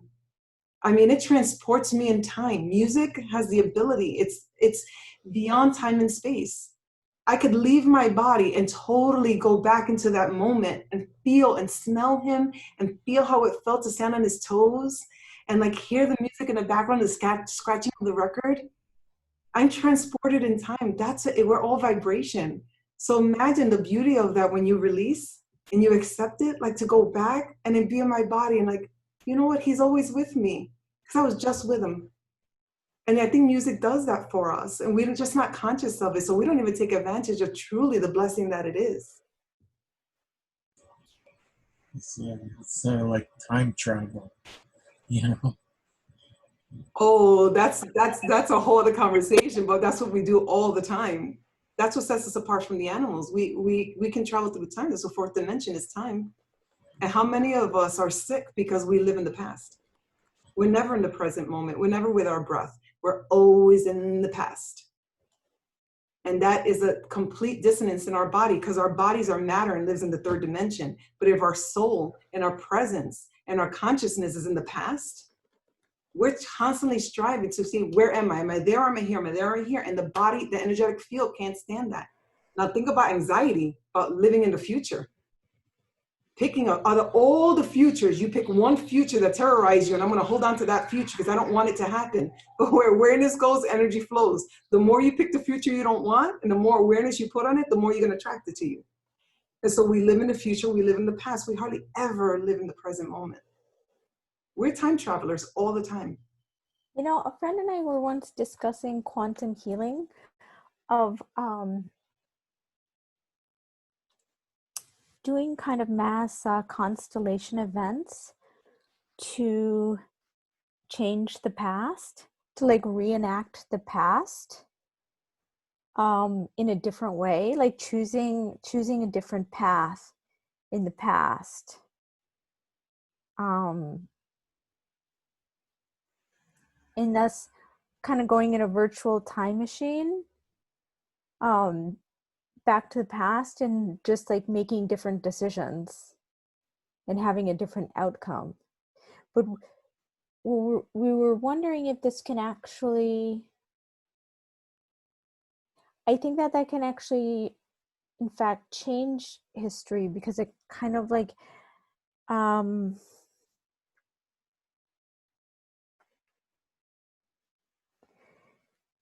like I think that you can it's really hard to say this in words, but even though it seems pretend, I think it's kind of almost all pretend anyway. It's acknowledging that it is pretend and that I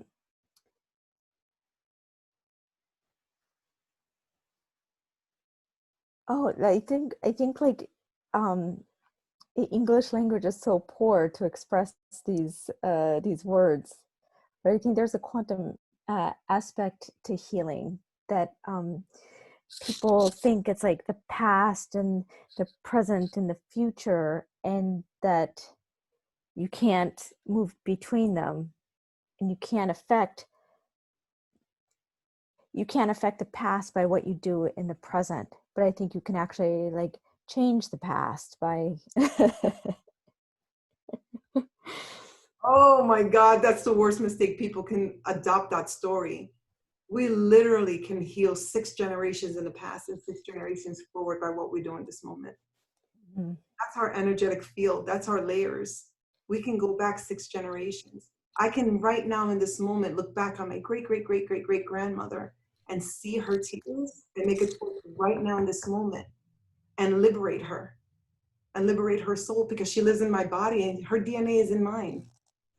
So if we look at it from a quantic perspective, she's living inside of me right now. So when I heal myself, I am healing her. My eggs are being healed right here in this moment. And I pass that healing on for generations. That consciousness is now in this embryo that now is going to pass on in generations. Everything we do in this moment, time doesn't exist. Time doesn't exist. We are so multidimensional. Time exists only in the 4th dimension. We're very high dimensional beings living in this existence. So no, time is only here. We're all just one. We're all just energy. And in this moment when we make a decision, we have the power to change not only the past and the future, but matter in our presence, where we're all just vibration. Because we can raise the frequency of anyone around us just being intentionally loving and caring and compassionate and real.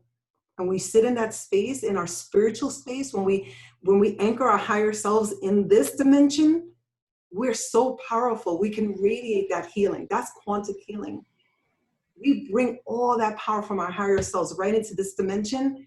Yeah, we can spread healing just by intentionally being ourselves.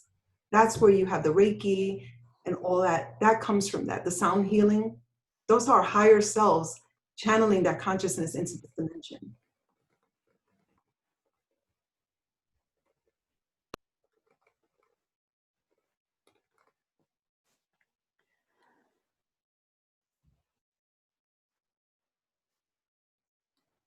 I like that.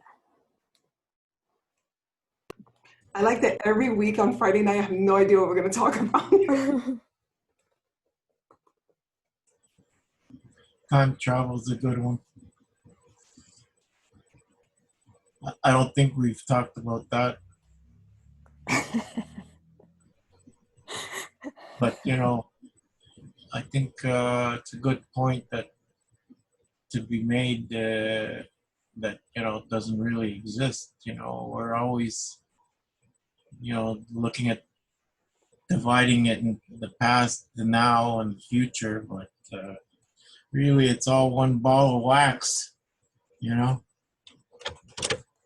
Everything we have done, are doing, or will do, you know, it's all a unified moment. It's all a unified thing, you know.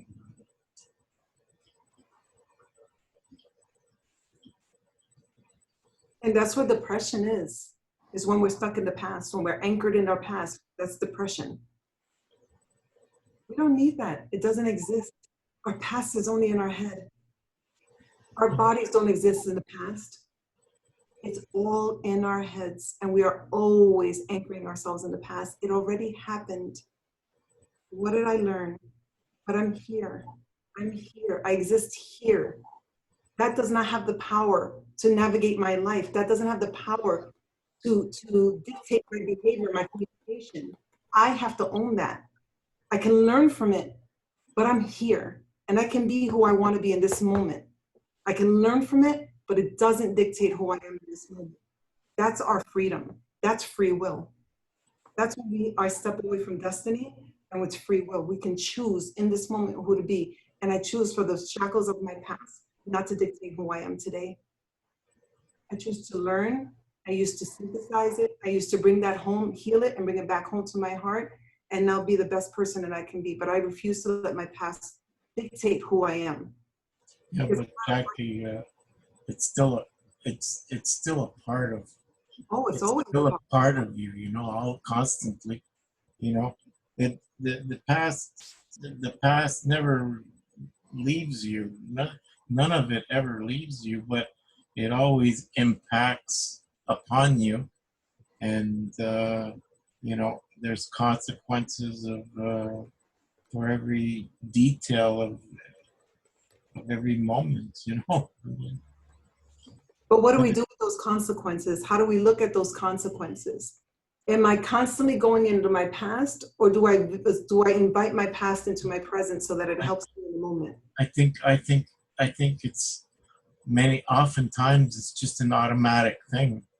It's an automatic thing because the creation is already done. It's been created. Okay, that moment was created, but it's a moment that carries on nevertheless, right? So it's always going to be with you. You can call upon the memory of the moment, and reevaluate that moment. And this is always something very powerful in being able to do that as well, right? I mean, just imagine like a person who's forgetful. Okay, somebody who can't remember the last 15 seconds, right, or the last minute. right? And what kind of impact that would have, right? I mean, that happens, right? So, I mean, But there's a difference between cognitive dysfunction. yeah, I know. I'm just saying on that level of looking at it, though, you know, you can feel what that would feel like, right? Yeah, but see the difference, I guess, and again, I can speak for myself and my own journey. My past no longer has the power to time travel me. I don't get activated by my past anymore. That is a part of me. It now has come home. I'm not fragmented. It's not a piece of my energy that is trapped and unhealed and is stored somewhere else to protect me. Our bodies are very wise, and we take trauma, we take those negative experiences and we encapsulate them in energy, and then we put them away so that we can function and we can go on with life.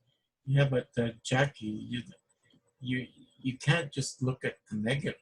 I mean, you've got in your past much that is very positive also, and I so forget about the past. What I'm you know, the past can also reflect very positive, beautiful things, you know, and it's still in that domain of being the past. So I'm not going to condemn the past, because the bringing up the past has many benefits to being able to do that, and to draw upon those past moments of your existence, you know. And surely there are some moments that weren't as good to you, you know, and you could choose to reflect on that from time to time also, just to have an awareness of it, and know how to navigate your present moments, right?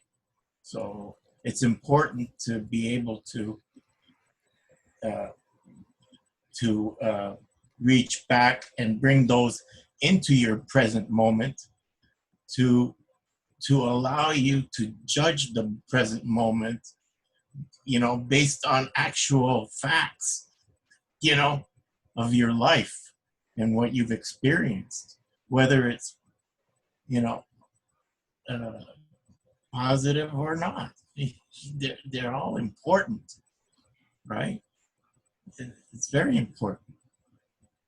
Thank God we can, you know, thank God we just don't obliterate our past, because I think we need it. So perhaps I wasn't making myself clear. Let me try again. We don't obliterate our past, we integrate it. And that's the difference. And I think the spiritual work is when we're not living in those dimensions, when we all bring those in and we become one again. So my past is no longer in the past, my past is in my present. It's integrated. It informs me every single day. I don't have to go into my past and think about it and compare. I'm integrated in this moment. Now my physical senses and my spiritual senses are balanced in one. Now when I'm in an environment or when I'm with people, my past has taught me, my pain body is healed. Now it's just discernment. Now I don't even judge. Now I just learned from my experiences to discern what's healthy and what's not healthy. And do I partake of this or do I not? So that's bringing it home, and that's what I meant.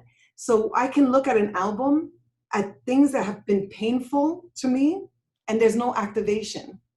I look at them lovingly as an experience. I've been there, I healed from that, I'm proud of myself, and let me remember all the beauty. And I can look back, and there were chunks of my life that had one trauma, but I lost 10 years.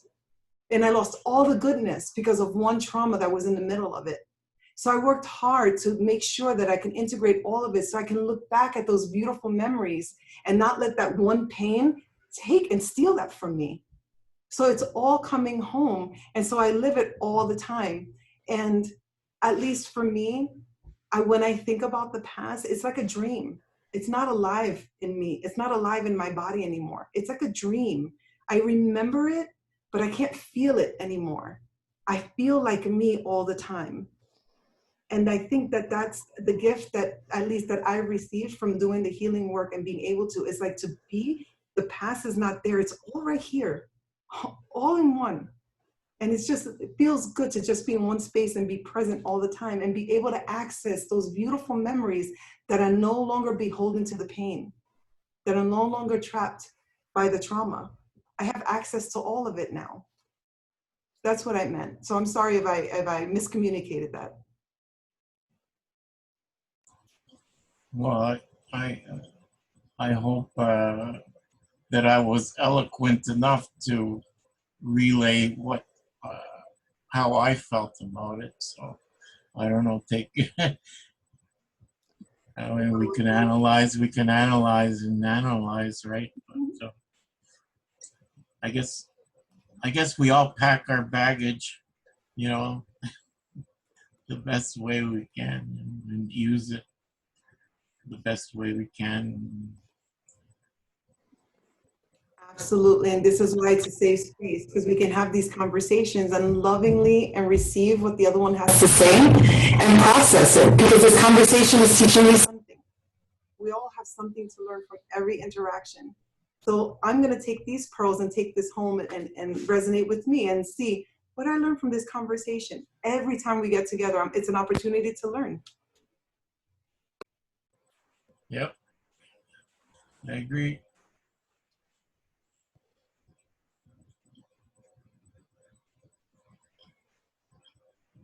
Nolan, you're the quiet one. Well, now I have to say something because you called me out. Yes. Out of hiding. I don't know. I've just been enjoying listening. Definitely feels weird to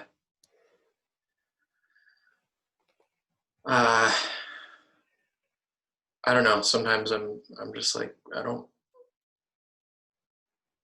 really have anything to say because I feel like I'm just trying to.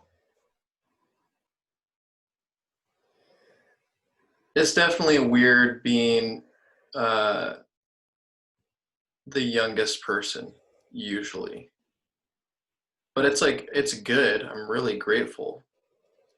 How old are you, Nolan? I'm almost 23 now. Such a baby.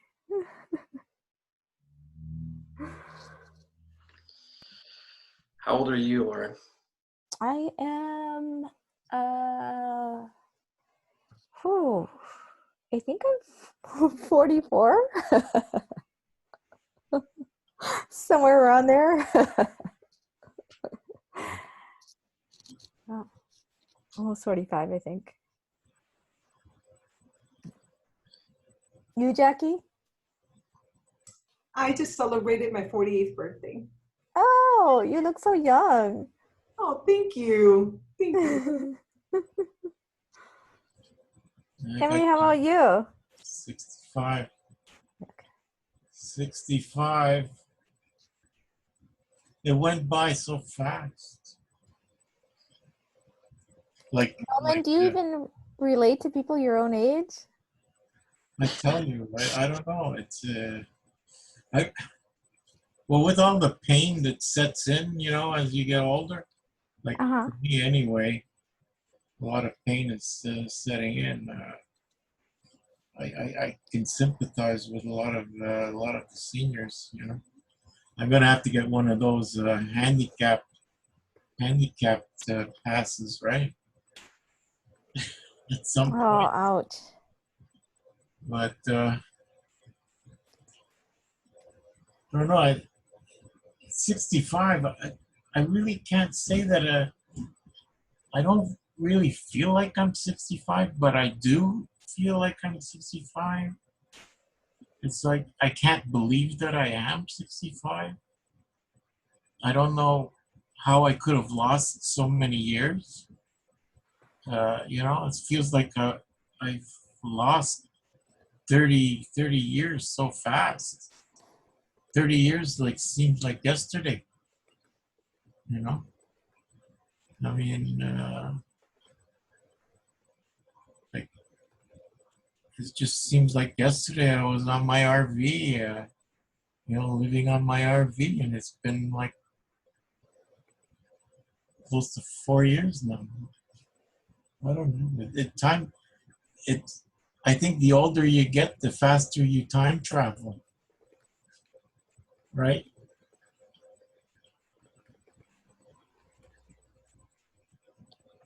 Going by fast. Faster than I expected.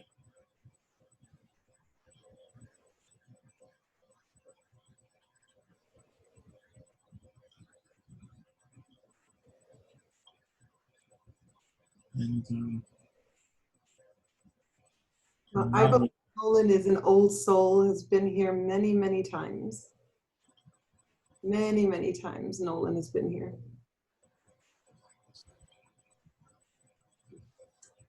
Hi, Livia. Hi, how are you? I'm very happy to see you.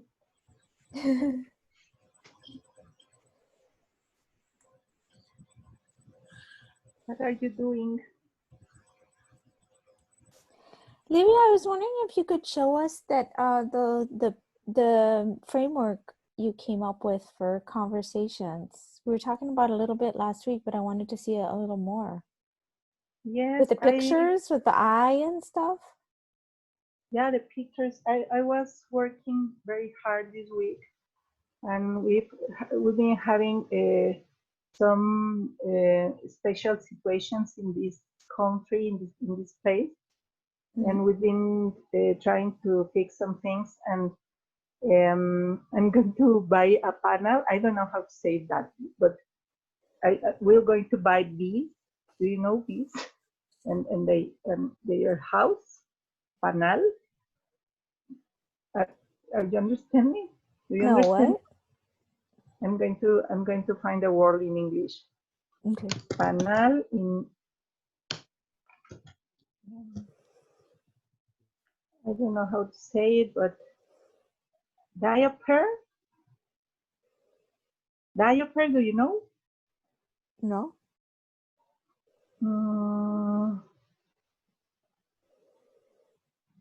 Diaper.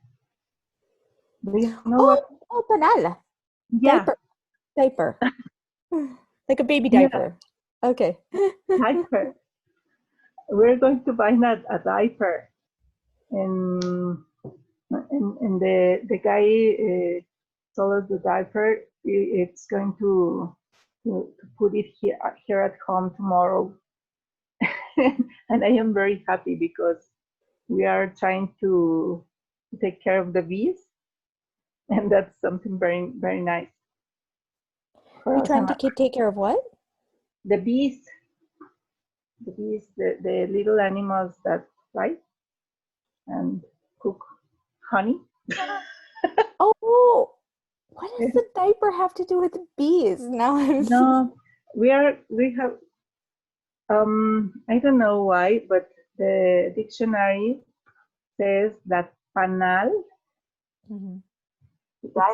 diaper, but it's not. I know diaper is like the things that use the baby. No, it's not panal. Honeycomb. Oh. We have a confusion.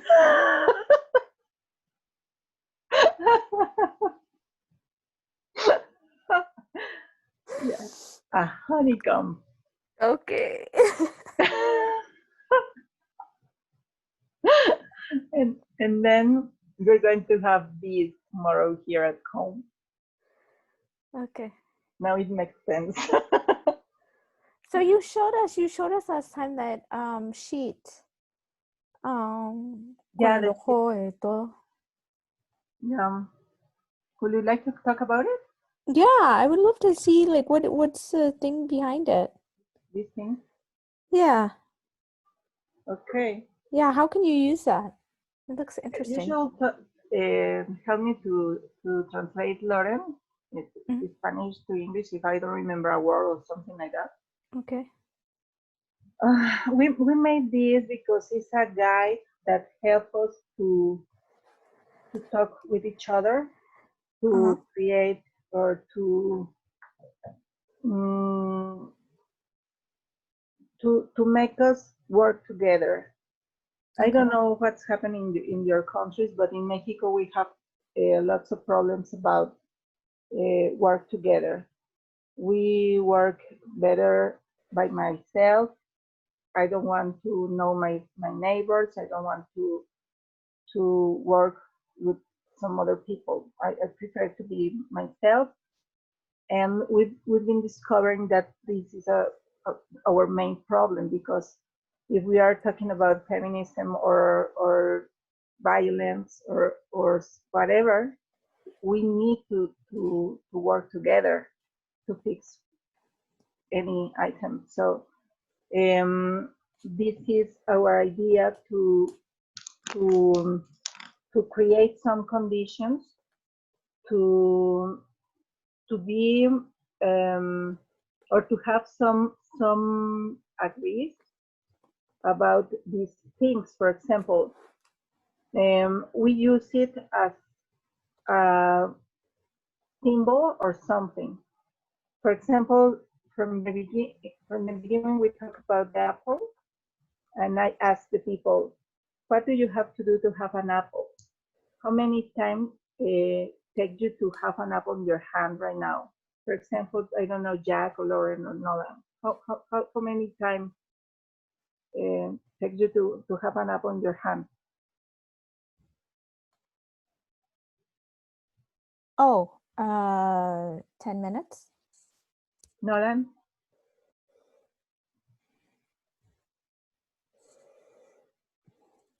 I'm not sure I understand the question. Okay. How long time does it take to you to have an apple in your hand?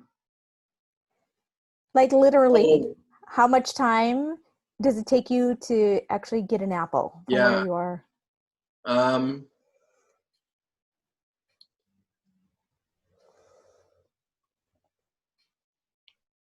Yeah, probably 10 minutes. Okay. I don't know the others, but most of the people have answered me 10 or 20 minutes if they have to go to the store to buy it. And but the reflection is that the apple doesn't happen really in 10 minutes. It takes a long time to create an apple, a tree, the conditions on the planet to have it. And in Mexico, we want to have everything very quickly. If we work together, for example, we've been starting knowing each other, and maybe we're going to do something very nice with these contacts and with our work together. But we have to be patient. We're building step by step something. If we stop getting in, or if we stop the contact, we won't have anything really. Most of the people here in Mexico wants to do something for the community, but for example, if they work very hard a month, and if the people don't want to work with their special topic, then they leave everything. They get angry sometimes and or very sad because nobody wants to work with them. And in this case with Kerkus, we propose that we try to work to the other causes, not mine. We want to work to help you, not want to come. I don't want to come here because I want you to do what I want. And we are patient, and we recognize ourselves as independent, not not alone. We're independent. We work together, and this is the meaning of this apple. And does it make sense for you?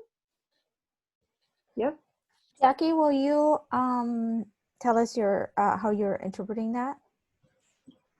What? I was wondering, Jackie, Okay. can you say you understand it? Can you put it in your words? What I hear her saying is that this movement that they're making is about contributing, right? We're coming in here to be of service, and that it takes patience. Change takes time. Yes. It's not instant. Just because we're showing up, it's not like you go and the change is there. It takes cultivation, it takes nurturing, it takes patience, but the fruits will come. But we just have to understand that it takes time and is a process.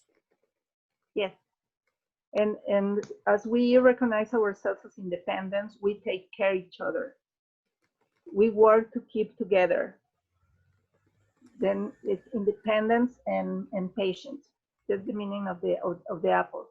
So we put the apple on the table. If we forget or we lose patience, for example, we sign the apple and we remember it. Yeah. And this is our first agree, or I don't know, nuestro primer acuerdo, Lauren? I think of it as like a memory or recuerdo, like memory, Jackie? No, I think when they say it like that, I think it's the first agreement.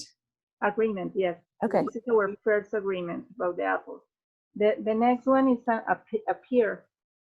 I don't know, but in Mexico, we say, explain me with pears and apples. It means very simple. In Spanish, we say simple and pedagogic. I don't know how to say in English. Pedagogic. Pedagogy, it's the same. Yeah. Or teaching, we say, it's easier. Yeah, it means because when we were contact experts about different topics, we found that they speak with special words about their topics, and sometimes we don't understand it. It's difficult to know all the topics about an engineer or if they are doctors or whatever. And most of the times in Mexico, we don't ask, I didn't understand. We keep quiet and we say, we agree with with our head and we say, oh, yeah, but we really didn't understand. And this is a real problem because we're not having a dialogue. Then I propose that if we don't understand each other, just ask. It's easy, just ask. It's okay not to understand. We don't have to understand everything. We don't have to look. So those pictures are those so those are symbols that you can use during a conversation? Yes, for example, if we have an agreement about use this, you could draw these images and have it close. And for example, I have let me go for something.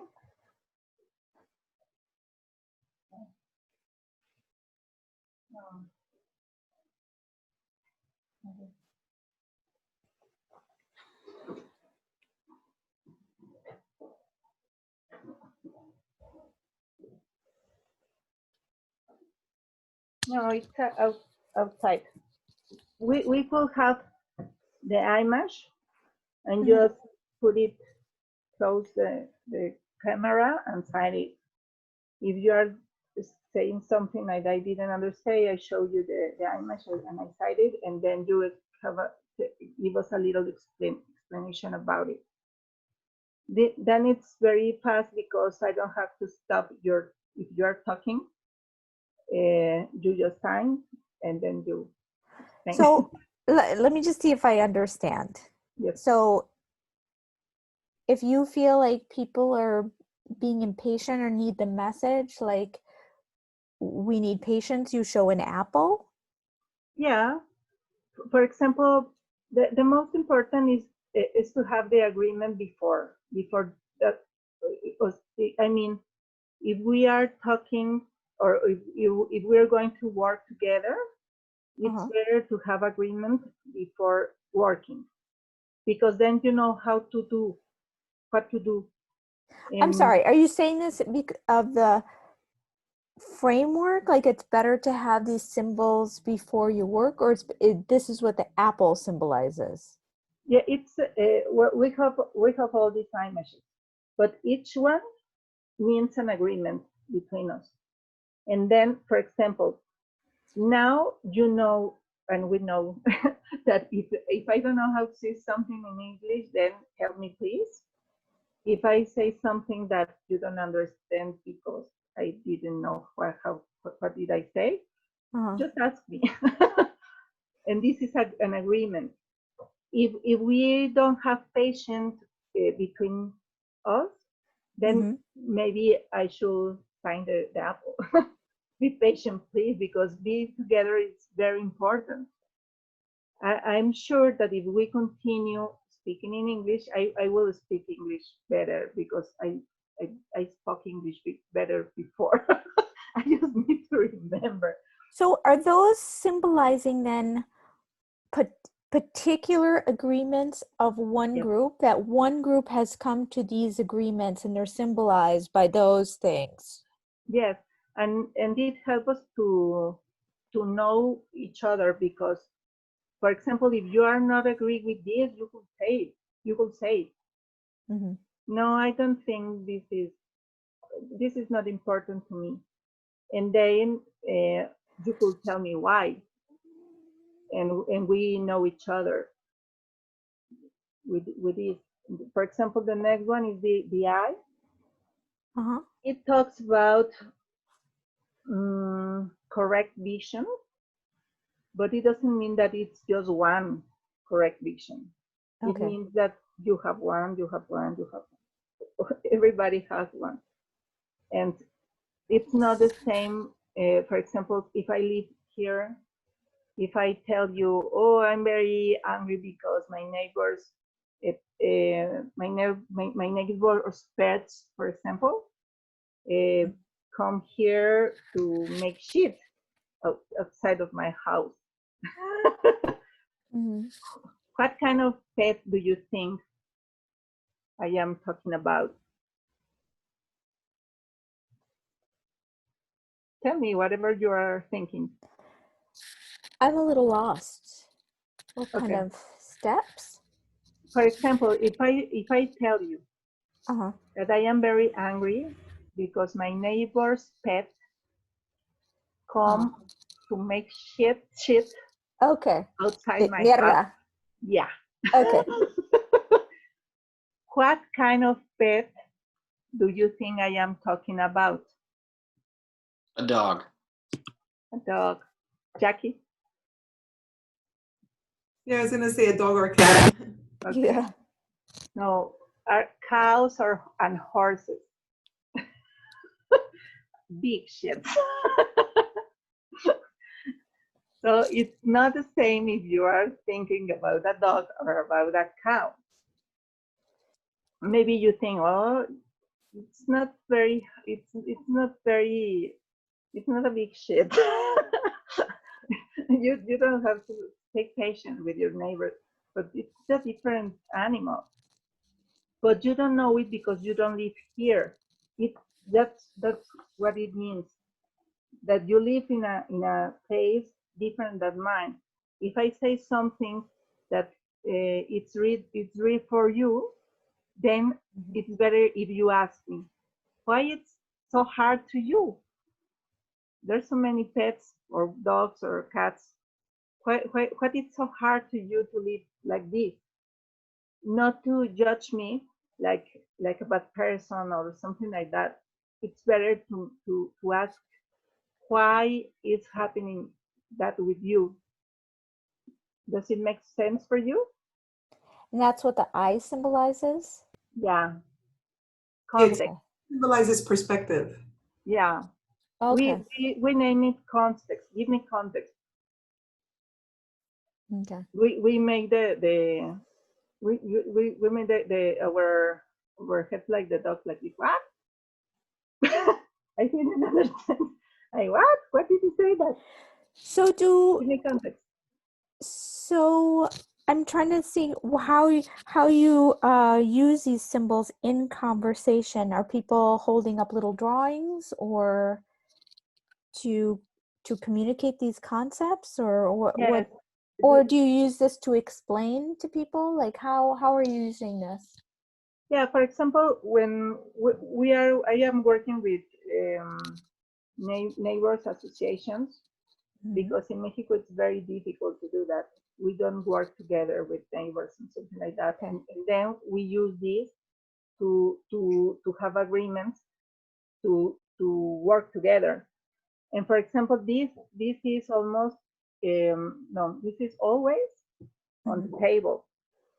We are working, we are talking, and if we need to use it, we sign the image we want.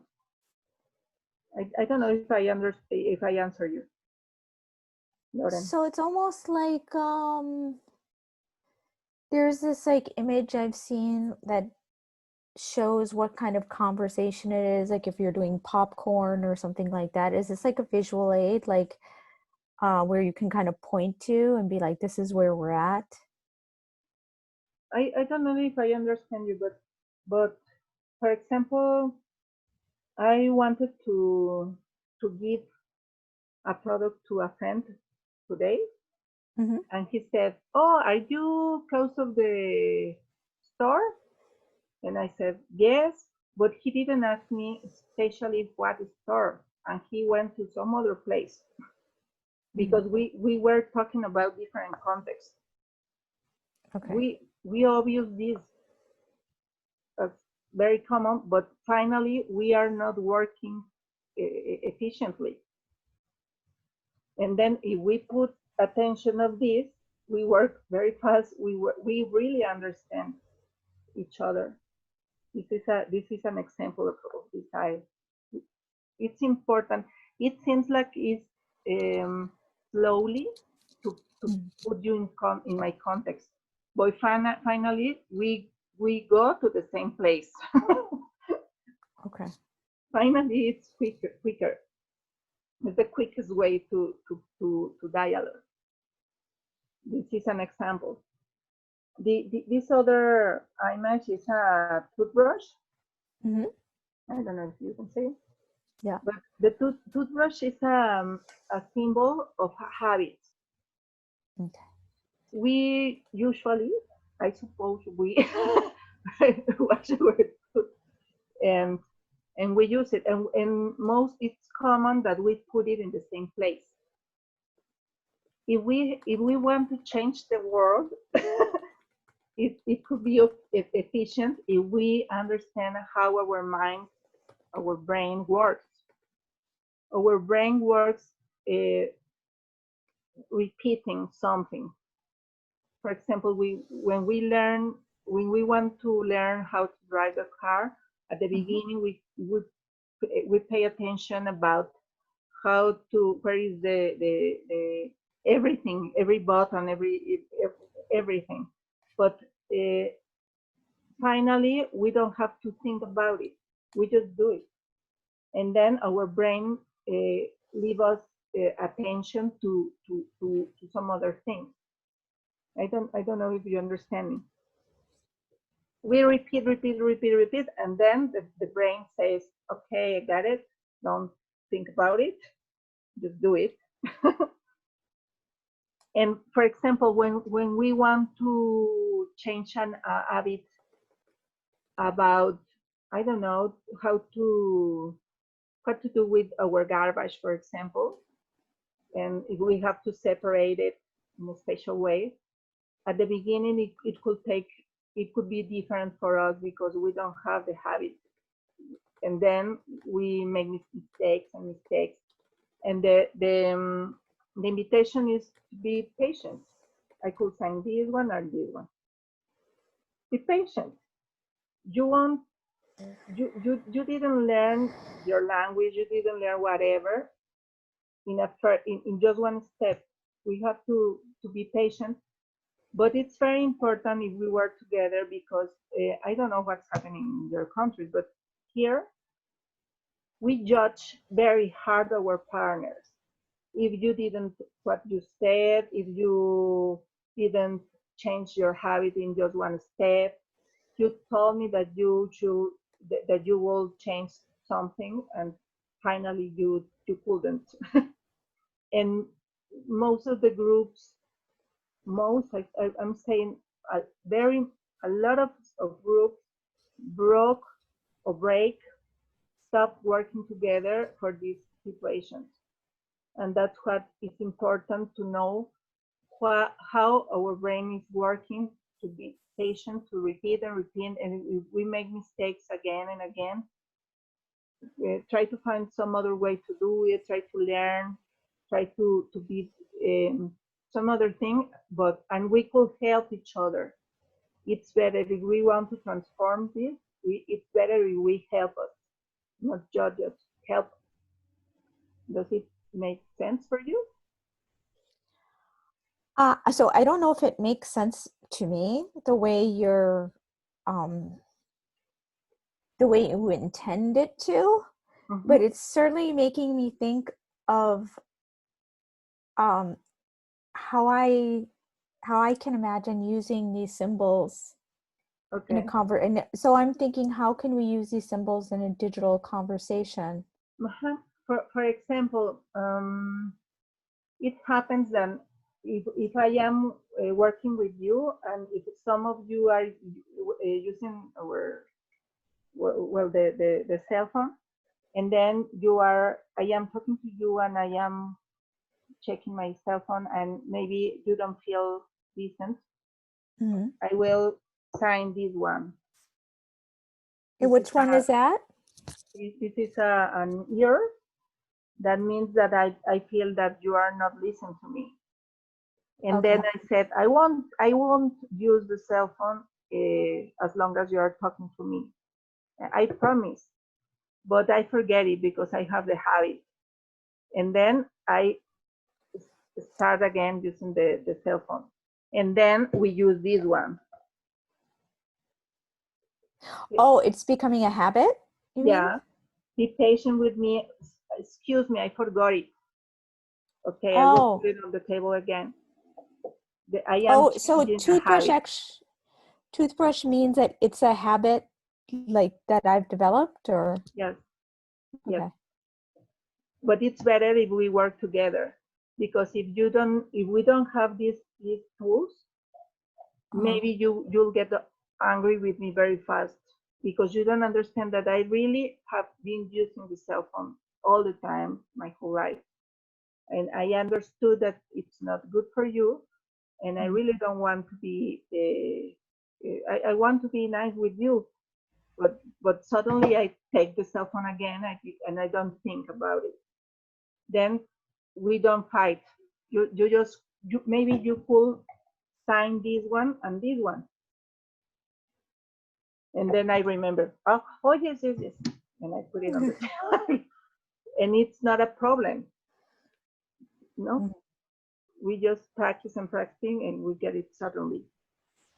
And this for example, is to landing. I don't know how to say in English, aterrizar. I mean, it's landing. Yeah, like a plane landing? Yeah. Okay. It's a plane landing. For example, if I continue talking about the apples, and the trees are very beautiful, and the birds arrive, and then you say, I understood you, Livia. Please land the idea. Like wrap up the idea? How? We say wrap up. Wrap up is like, come on to the end. Okay. We get it. I'm gonna write it. Wrap up. Could you write it in Actually, in English, land the plane is the same metaphor. It's the same that what? So in English, I said land the plane is the same. It's the same metaphor. You can say it in English and people understand. Okay. Okay. Well. But we say, so land the plane is also, in English, we say wrap it up. Wrap it Could up you write it in means, the WhatsApp? Or, yeah, here. and I will. Can I try? Yeah. Yeah, you know what I see it? I see it like it's like a higher form of hieroglyphics. You know, it's like you know, the Egyptians, they had a way of communicating, right? With pictures, with symbols. I mean, basically, what you have in your hand is are various symbols. You know, you got the symbol of an apple, a pear, an eye, a brush, an ear. You know, all these have significant meanings, and you know, it's a form of communicating. But so it's like a hieroglyphics, right? And so, I mean, how do you use that in a technological world? I guess with your phone, I guess you could have symbols on your phone, like icons, and you could, instead of texting back and forth, like during texting, maybe you can add a symbol here and there, right, to communicate a deeper thought. So in that moment, it could be a valuable thing. Now, I mean, you could also maybe post some symbols on your front door. You know, if people come by, they could they would know in advance certain aspects about who you are or where you stand. You know, like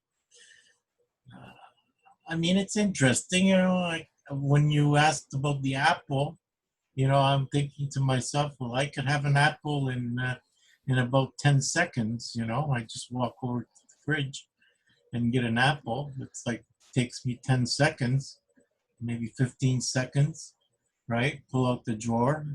But, you know, I invested some time before that moment in going and finding the apple. So I would have to make a calculation, I guess a deeper calculation as to how long it actually took to get that apple, you know, personally.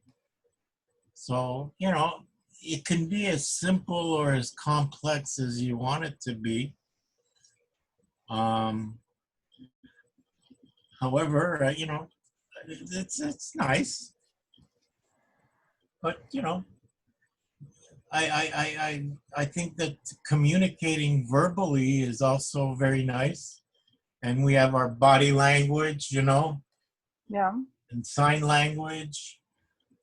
There's all kinds of ways that we can get our message out and have people understand us better. Um, you know, Yeah. For example, the how do you say the word about not landing the other word? Did you say it? Wrap it up, land the plane. What? How? But you can say land the plane. Okay. Land the plane.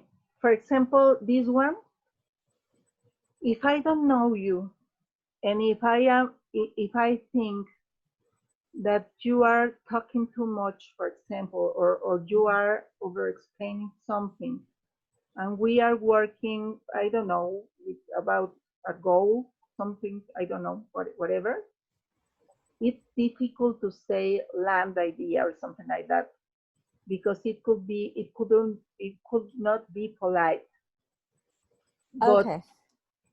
But if we have the agreement before, then we accept if somebody signs this for us, and then we won't.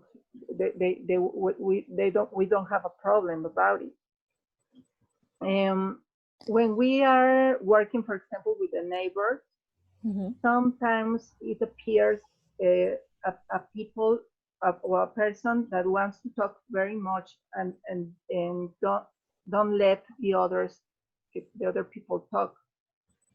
if we have this agreement before, Mm-hmm. it's easy to guide the group to be polite and to be to let listen the others, for example.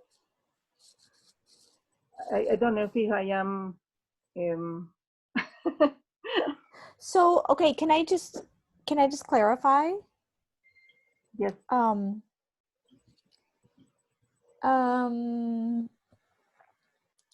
So this is simply a reflection of agreements that the group has already come to.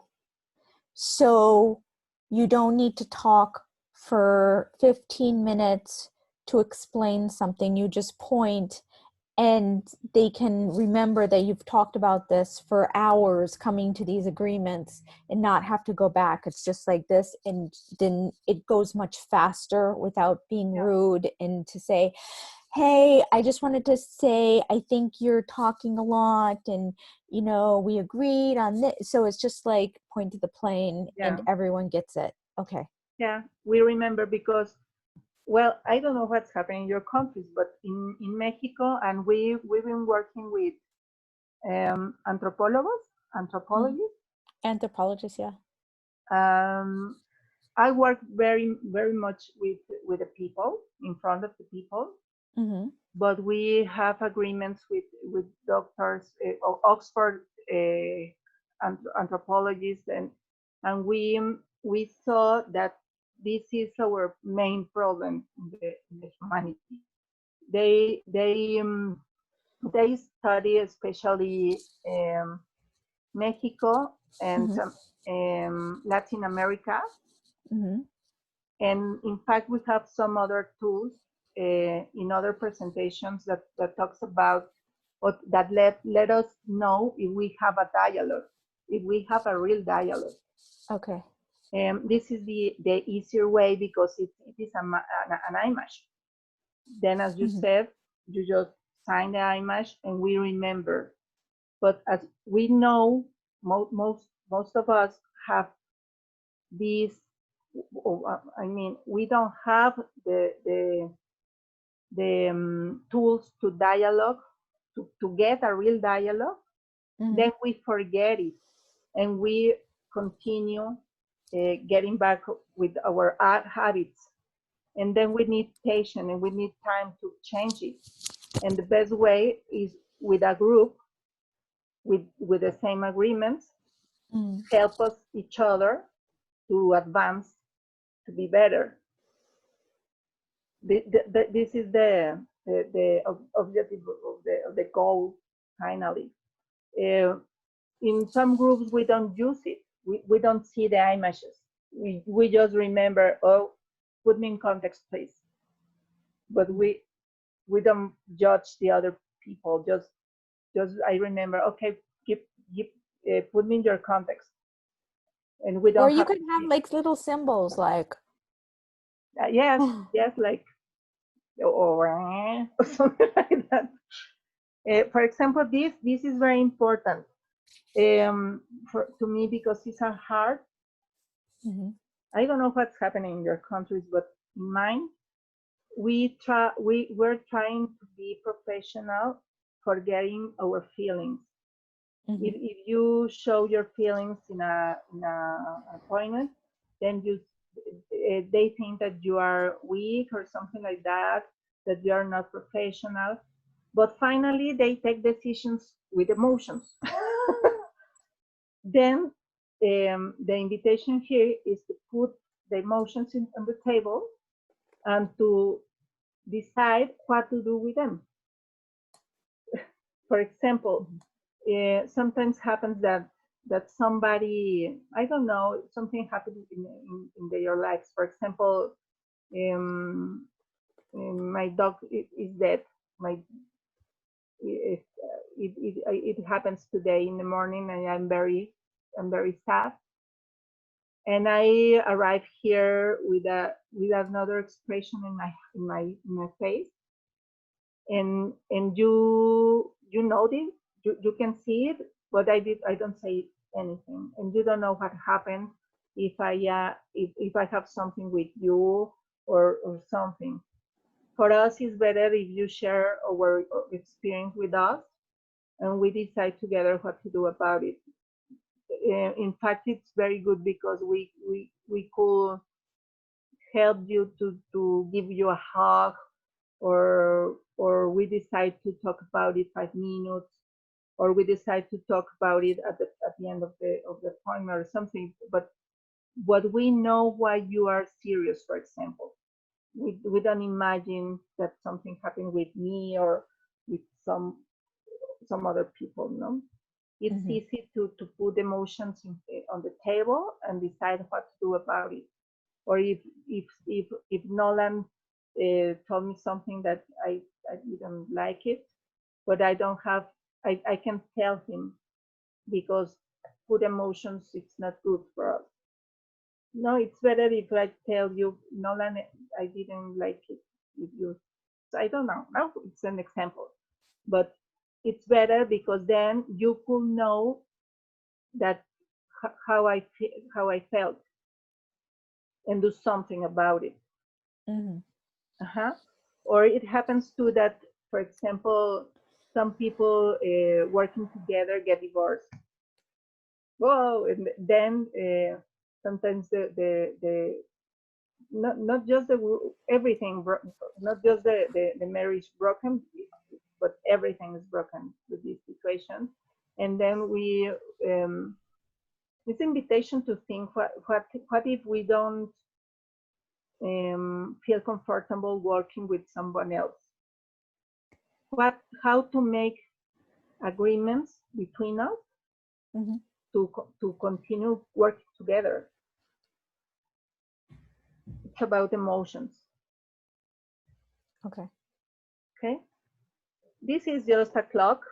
It's to take agreements about how long time does it take to explain this, for example, or our work or whatever.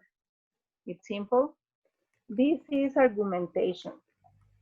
It's correct to say that in English? What is that picture?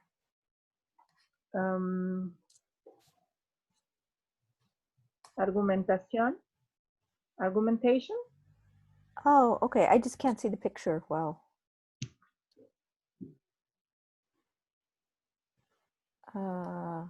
Say something so that your picture can get big, Livia, when you show it. Yeah. Let me find the translation in English.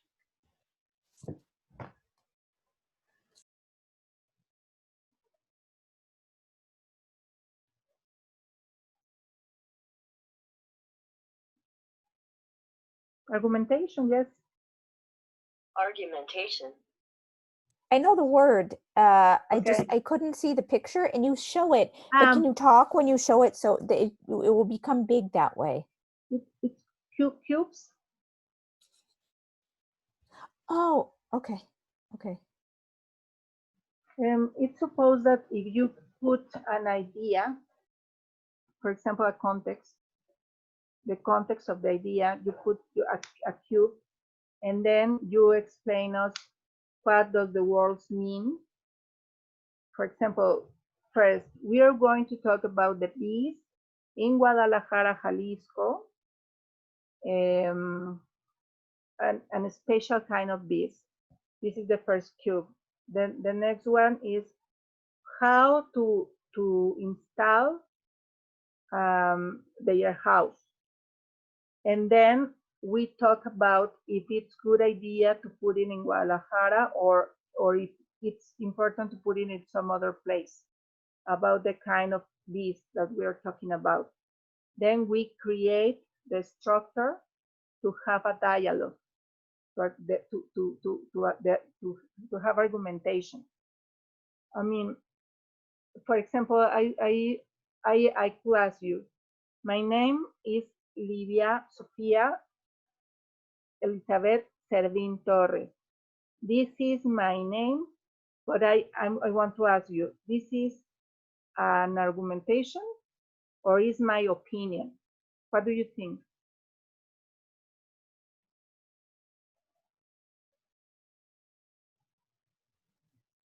I'm sorry, what? I'm trying to keep up.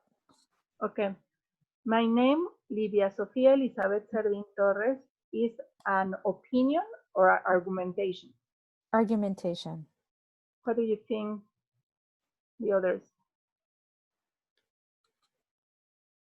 What? It's an opinion because my name is not Sofia, but I like it. Okay. I don't know. I don't have the document to argumentate that I am Sofia. The others, Okay. yes. For example, my passport or a document that we consider it as enough to explain that I am this person. Then the difference between argumentation and opinion is that I have the documents to comprobar, to show that I am this person. And in the opinion, it doesn't matter. I don't need to show something. But in the groups, it's very, very, very important to know the difference. Because if I say I am Sofia, why? Because I want it. But you said, no, you're not Sofia because I didn't know you with this name. It's an example, but it happens in some other things. I want to make you feel in the same, or feel or think in the same way that I do. And sometimes it's not possible. For example, it happens with religion. It happens with a lot of topics that we don't have the tools to show you that this is real. It's just my opinion. This is the difference. For example, with Hugo, do you know Hugo, the guy that invited me to participate with you? Okay, yeah. We work in a group named 350.org organization, and we are talking about some topics, and then in these topics we need to argumentate. We don't talk about my opinion. We need science to show that we are talking about something real. But in some other topics, we don't have to give an explanation as an argumentation. Okay. The important here is to know the difference. We don't want people fighting because it takes you to not respect the others. This is the difference, and we can break groups about it. And can I just interpret what you're saying and see if it's let me just see if this is what it is. So in some groups you can say, we have an agreement that we are scientific and that what we do is evidence-based. Okay.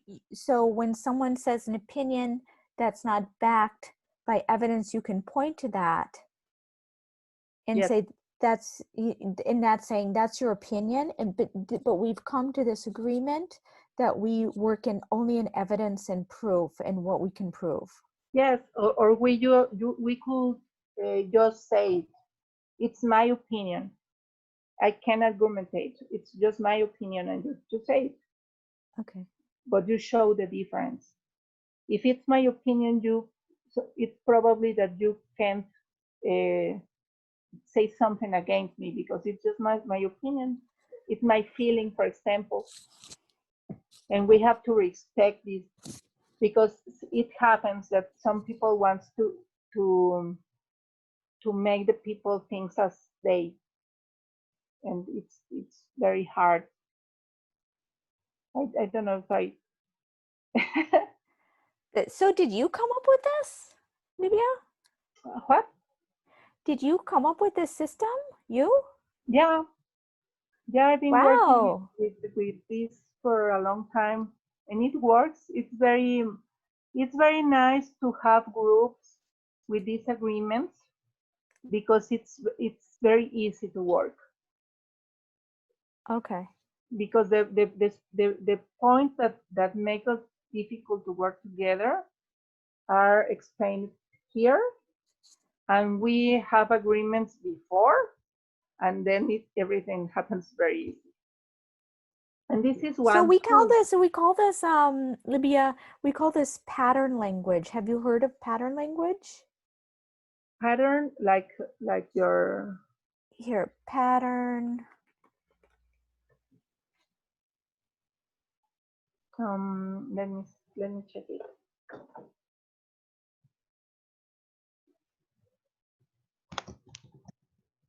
I think that would be it might not be pattern language, but I think it's pretty close. Okay, let me check Nolan, it. this is good stuff. Okay, yes. Yeah, it's something like that. It could be something like that. So what I'm seeing is too that you know, as a whole, like as a collective whole, say there are many different groups in a network. We could make up a symbol system, and groups could signal their culture by showing their symbols, using it to communicate outside as well as inside the group. I coordinate a lot of groups. For example, we talk about water, we talk about air, we talk about urbanism, we talk about violence, we talk about a lot of human rights, and we are trying to explain, to have the agreements with all the groups. Then it happens that we work together transversal. I mean, the water with the wood, with the air. Then the groups come here and can work together easier because we have the at least these agreements to talk. Damn. Yeah. Nolan, this is good stuff. Yeah. This is really deep. Yeah, and we've been working because I was very sad, and it was very difficult to me to know the potential we have as humans, and not to have these kind of tools to work together efficiently. It doesn't matter if you have a good idea. It doesn't matter if you want to put your heart in the project, but it happens that we can't work together because we confuse the terms. We don't consider that you are living in a different context of me. For example, it happens in very simple things. For example, if I am poor and you are rich, and you think that I am poor because I want it, because you can put yourself in my context. That my life is very difficult. I didn't have the opportunities you have.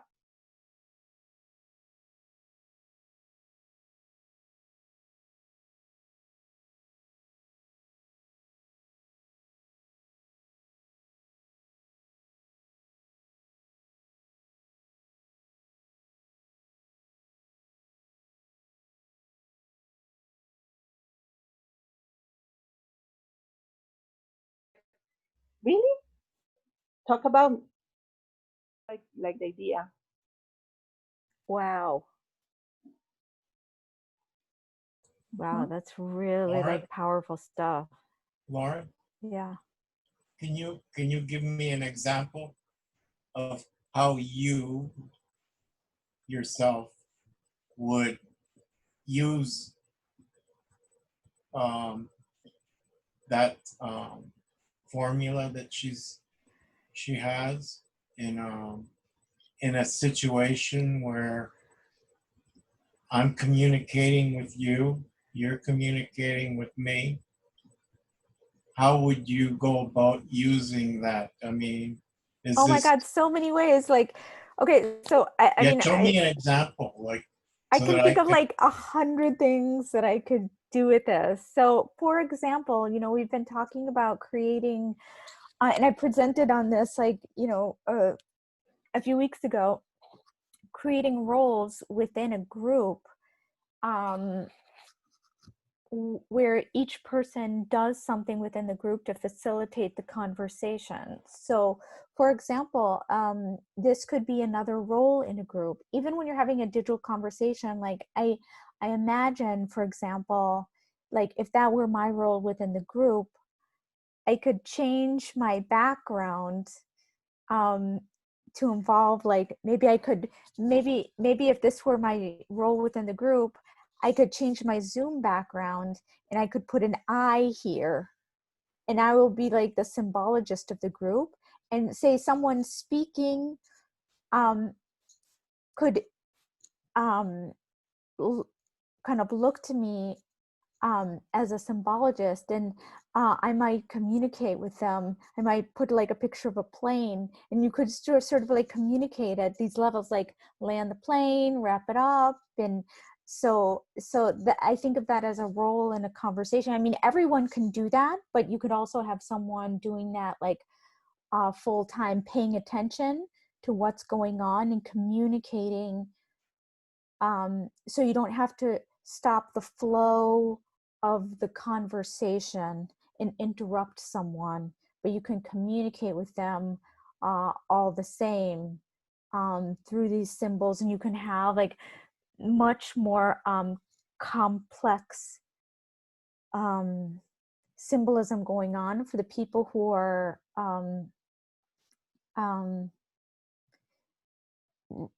not new to the group. Like the founders of the group can also like you can start developing a really rich communication, and also I think it helps people who are new to the group. It helps explain everything much more simply, because otherwise I have this group in mind that, has a lot of agreements. They've come to these agreements, but they don't have symbols for it. And I think the symbology keeps it, like if you review it, even every week, just for like a few seconds. Yeah. And, for say like new people come to the group and you're like, hey, these are our symbols, then they can get that really quickly. And also you can keep in mind what agreements that you've made as a group. So I just like, I just think it's, say for example, like I'm trying to host conversations in different languages. You can use this to communicate without speaking as much. If you're shy and don't like give me context or something like that, you can give people things to say without speaking. yeah, but can you show me an example? Like do an example for me so that I can grasp what exactly the concept is, like how to use that on in real time, like in a real time situation. Okay, so in a just real time situation, say you have someone in a meeting who's like hogging the conversation. And this just happened in one of the hang on, I will get you a specific example, okay, Emery? A very specific example. Hang on just a minute, okay? Give me a minute. Give me 2 minutes and I'll come back and show you. I'm trying to find a word that I use to explain this.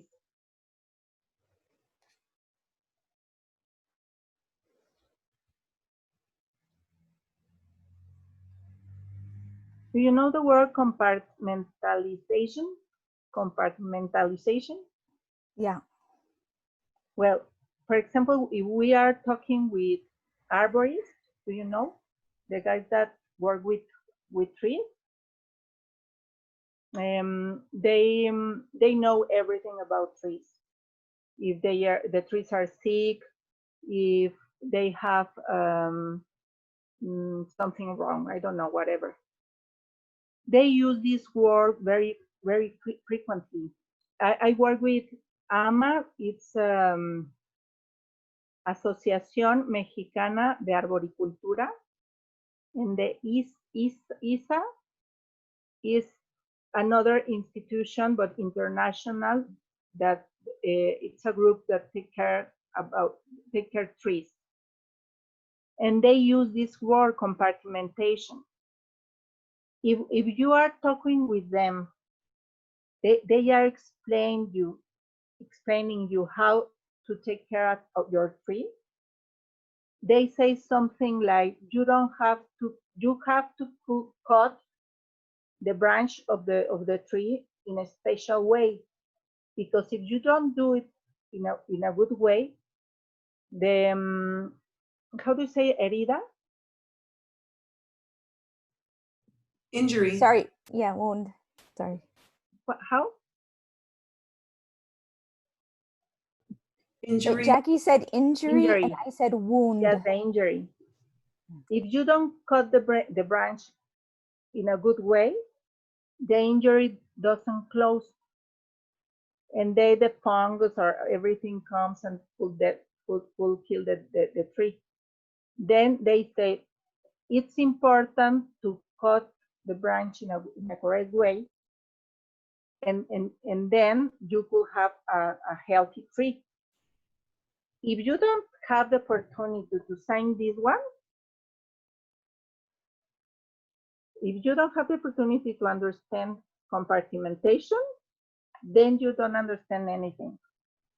And they continue talking and talking and talking, and you don't know why they are saying. Then if you have the opportunity to sign this one, then the people that explain this make a parenthesis and says, compartmentation is the process when the branch close with the wood, and then close the injury, and then stop the fluids can go into the tree, making or provoking the illness. And then this is a way to use it. An example. This is real. We use it very, very much. It's very common. Nolan, will you play this video? It's going to take like 2 minutes. So this is an example of, something that happened in one of our roundtables where the moderator had to interrupt someone, or did interrupt someone, and the person was very offended. So I just want you to and I can't play it because I have to install something to share my screen with the sound in Zoom. So Nolan, so Josh is going to say something, then Charles is going to say something, and then Josh will say something again, and then you can cut it off. Okay. Josh. Yeah, I think just going back to why we're all here and what Robert's intention is and what metacogs is and what rapid sense making is true understanding. And there's been a big controversy in the health world the last 300 to 400 years about what health actually is. And if you go back 3,000 years, you go into Chinese medicine and other Asian ancient cultures who have understood health a lot better and have more of a grasp.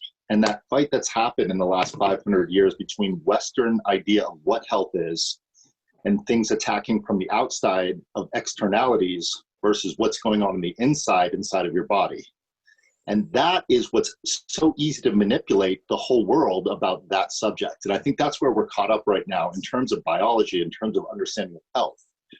And one of the reasons that is, in my own opinion, is it's not a one size fits all.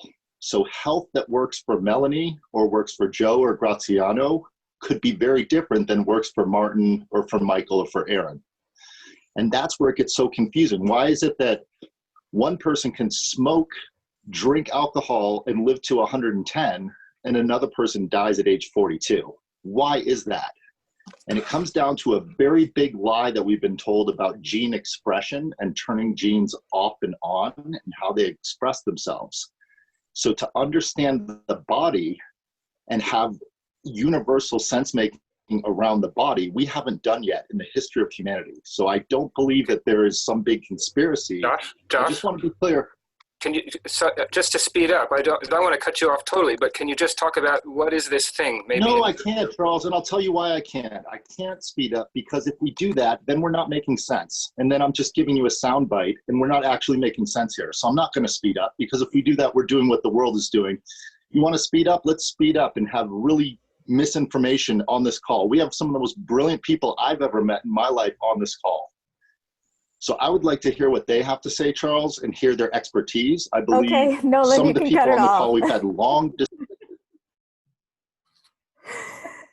So, Emery, that is a situation that would have been so much better if Charles could just put up a picture of a plane instead of like cutting it off, because that would symbolize to Josh, like it's time to wrap it up, like you're talking too much and it's like off the subject without embarrassing him. And making him like need to respond and react and causing friction because of ego. So it's just like you can use these symbols to cut down the friction of the conversation and express things subtly. It's like kind of like the body in person, you could give them subtle body language, like, but in a group conversation, that's harder. So I think this is kind of giving that more information. Is that how you use it, Libya, or am I just making this up? This is the I think that the video you shared was a very good example. Okay. Because they didn't have a dialogue. He was speaking and speaking and speaking, and the other guy said, "Okay, but I'm not understanding you." But it doesn't. He didn't share the context to being understood. It just you have to decide if you want to talk, and it doesn't matter if the people understand you or not, or if you want to have a dialogue. And if you want to have a dialogue, then you have to be patient.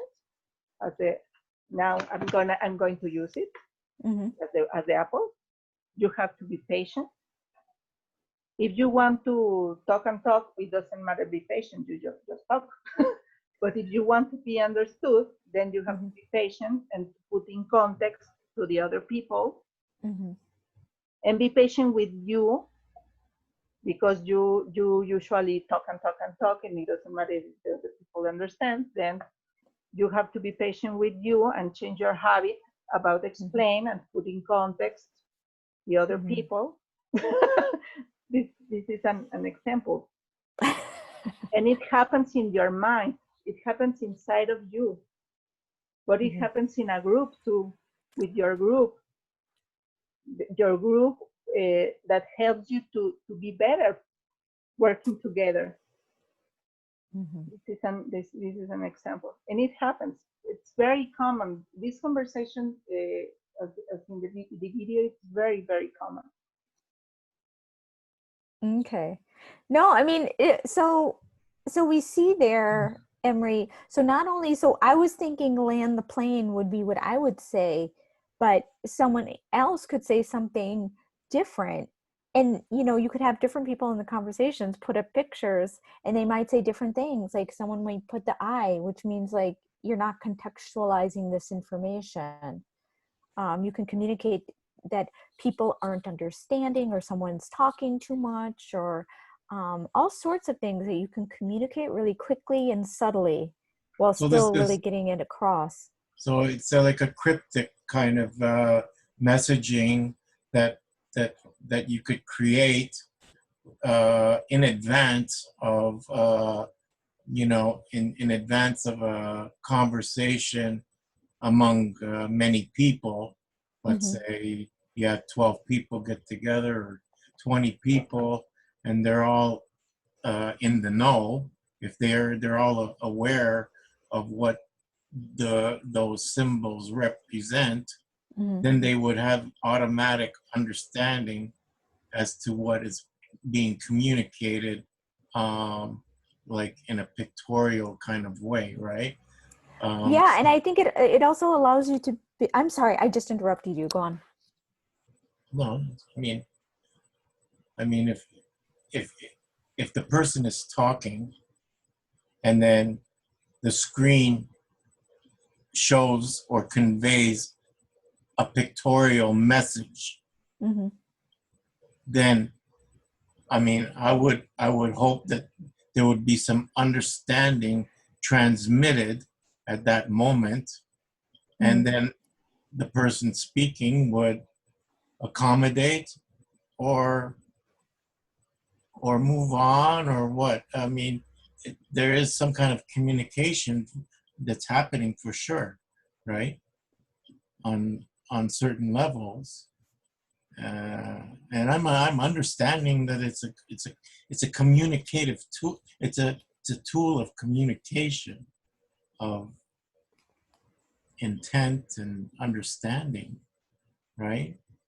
You want to convey to people that are getting together. It's a useful tool, right?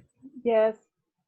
Our first goal is based in four steps. The first one is to keep the union, to keep working together. This is the first point. The next one, the second one, is to share information, to have context. The third step is get action. I mean, it could be a good theory, but if you don't use it, you'll never get it. Action. And the fourth step is the satisfaction. We make mistakes. We have to be patient. And every step is as important as when you get the goal. Then we always, we get satisfaction in every step. And this is the 4 steps. Then if you have this one, you could talk about whatever you want. Whatever, if you want to talk about feminism, or you want to talk about whatever, it's good to have the tools. For us, it has been good.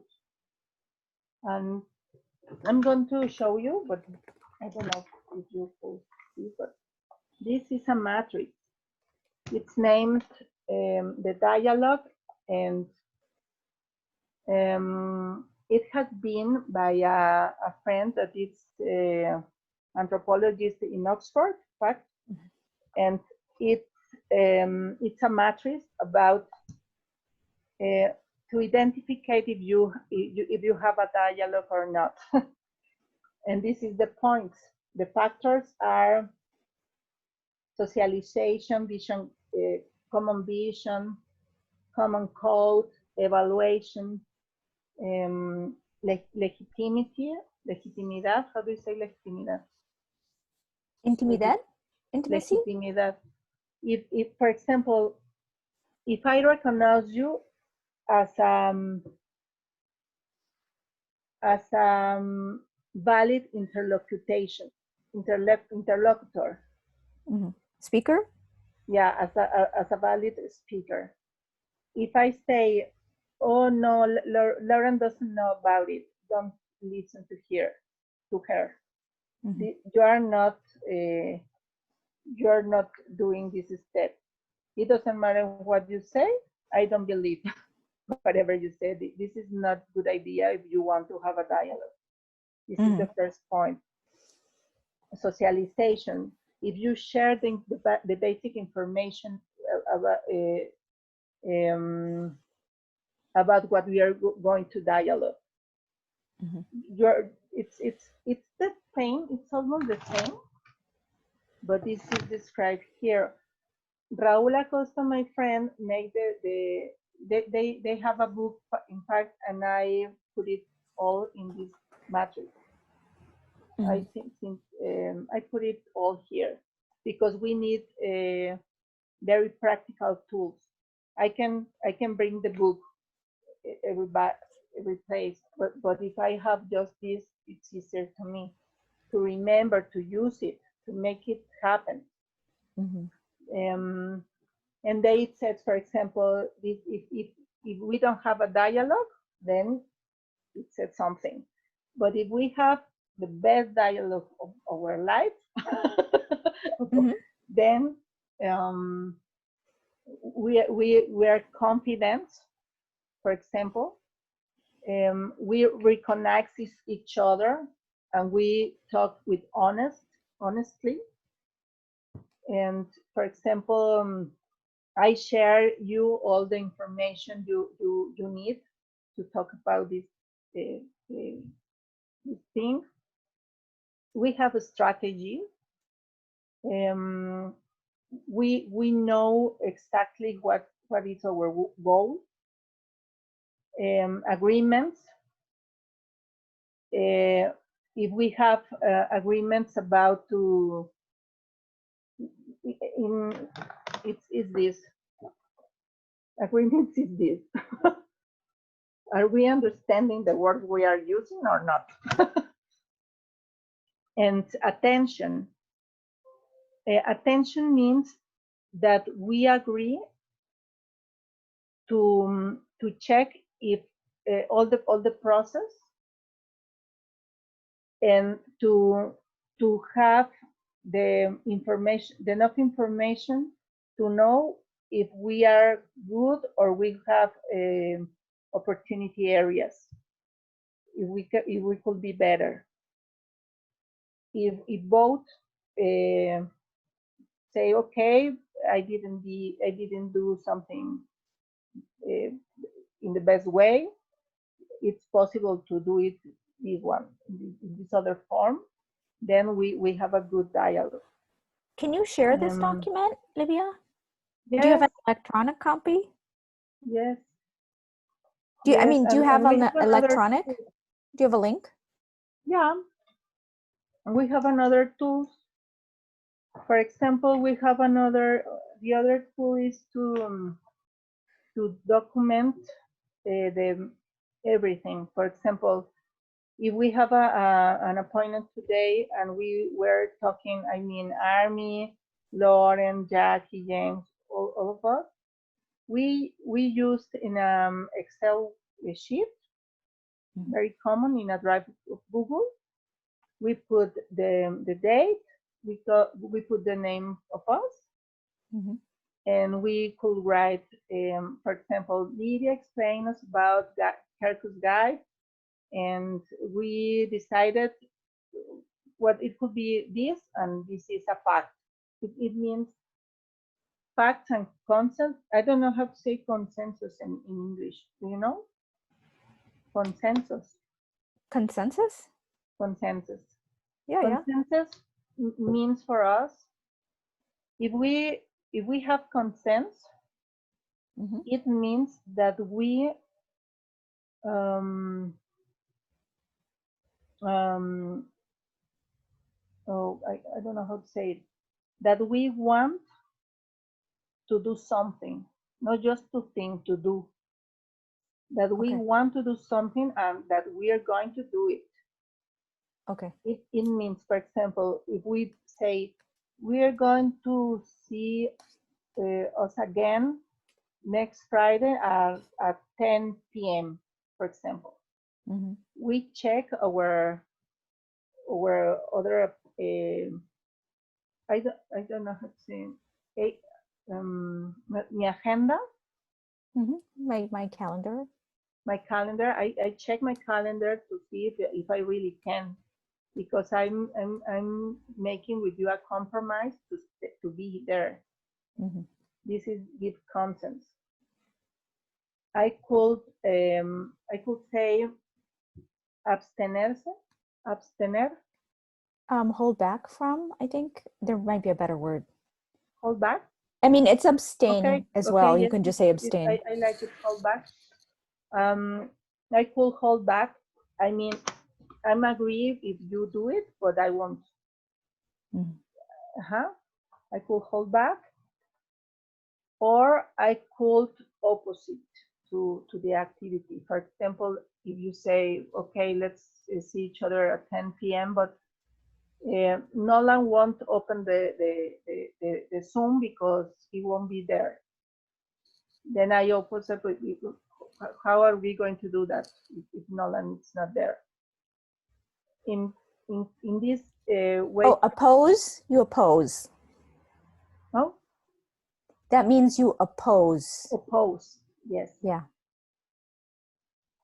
If we oppose to the idea, I mean, I don't want you to do this because Nolan is not going to be at this hour. Okay, so you can support the idea, abstain, or you can oppose. Okay. But support, it's consent. Consent. Okay, you basically consent to it. It doesn't mean you support it. It just means you won't object. Okay. I don't know. Consent is to be agree with the idea and to compromise to do it. Okay. It's not like to vote, because if you vote, it's okay, let's see, but you don't check your agent, for example, your calendar. It doesn't matter if I really can or not. Then it happens that the people it's not appear. I mean, that they don't pay attention about if they really can or not. If we vote, if we have 10 people and they say, yes, I like it, but they don't pay attention if they really can. And they don't pay attention about the 2 people that didn't stand up their hand. If we take decisions with consent, we ask the 2 people why.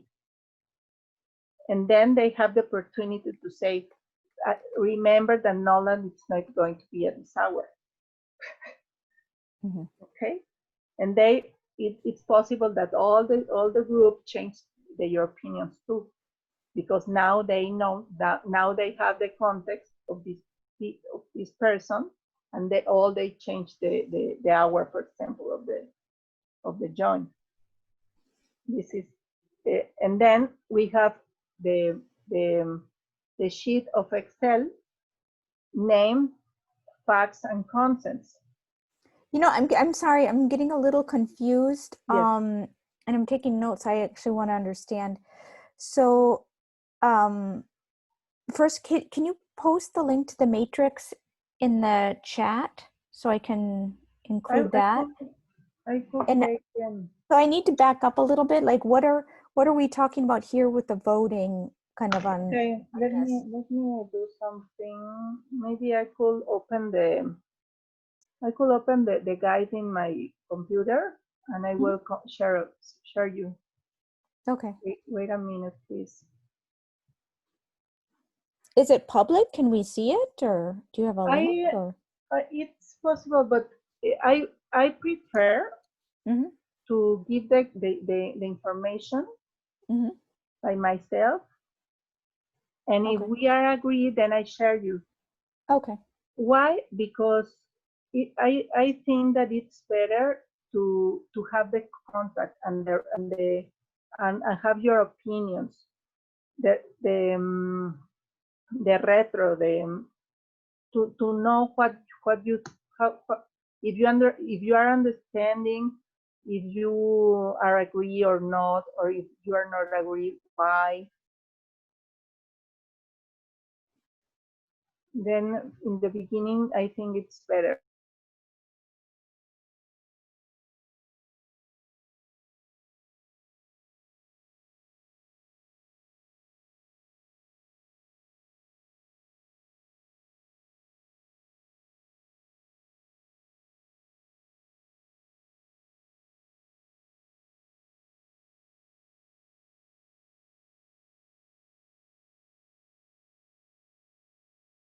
like missed part of this thread, so I'm totally lost. Is this having to do with a matrix, or is it something else? It's like I have a hole in my information. I'd like to share my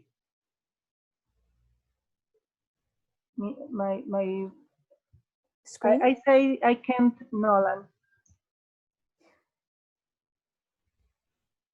I don't know if you have to do something. You should be able to now. Sorry about that. Okay.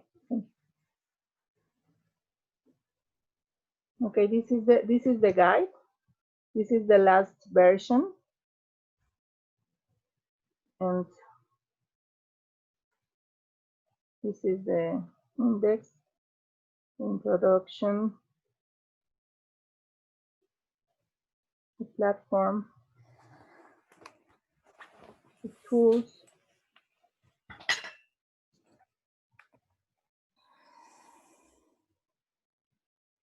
And then you can see the images here and explain it,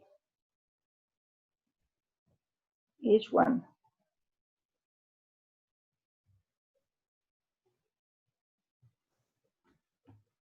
For example, here we have a document that helps us to know each other. Okay. Its name, auto-evaluation diagnostic. It's I don't want to explain you everything now, but it helps us to know what we do, what we like to do, and what could we could share with this group. For example, if I want to talk about feminism, for example, then Nola says, no, I don't like it. Then you have a number one. If Amri says, oh, okay, let's talk about it. I don't want to do anything, but let's talk about it. Then he could have a number two. If I want to do something special to help other women or something like that, then I have a number three. If I know about it, if I don't know anything about feminism, but I want to talk about it, then I could have 2.1. The number one after the point it means that I don't know about it. I don't know about it. If I put 0.2, it's that I know something about it, and if I put 0.3, it's that I know lots about it. I know very much about the feminism. Then we work in a Excel sheet, easy, and we put the numbers. And then you have for example, Lauren, about feminism, and she says, for example, yes, I want to talk about it. Then she puts 2, but I've never talked about it. That you put 2.1. And we write, for example, if Amri wants to talk about, I don't know, cars, for example, then we put cars, and we fill with the number we want. For example, if I don't want to talk about cars, I put the number 1. Then I could know what is the what the group wants to talk about, because we have the numbers. If the numbers are higher, then it means that the group wants to talk or to do about these topics. It's a way to note it. Then it doesn't happen that someone wants to bring a topic and the group doesn't want to talk about it, but someone put the topic. It doesn't matter if you don't want. with this way we could know it, and we could know too that if you don't want to do something, you just want to talk. I know it. I know that you won't do anything. You just want to talk, and then you could participate in this form. It's like it's a way of making clear, like, I actually don't want to do anything on this. Like, we're just like, is it expressing like individuals? Like, I just want to talk about this, or as a group, or? Yes. Okay. For example, if we work with this, I could show you how to do it, and we could find some topics to talk, but we could have a concept about what to talk. It's an example. This is a concept by Beatrice Briggs. I take the idea from her. Okay. It's something about I talk about the concepts. Who and all Briggs? Of that. What is conscious? What is not conscious? And here we could have the matrix. That's what you were asking, Lauren. Okay.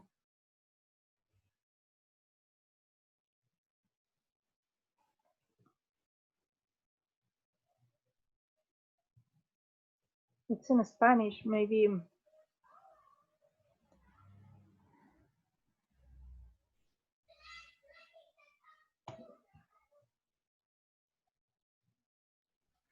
Oh my gosh. I have to go soon, but I am actually pretty fascinated by this, and I think that we will continue. I know some guys who are doing rapid sense making, doing a framework for rapid sense making. They're coding bots, and I think this could be like really, really dynamic. And there's so much to this. It's really amazing. Yeah. I want to find out more. I just have to eat breakfast and feed my kids. Yeah. Well, we could continue in next Friday, or we could continue when you want.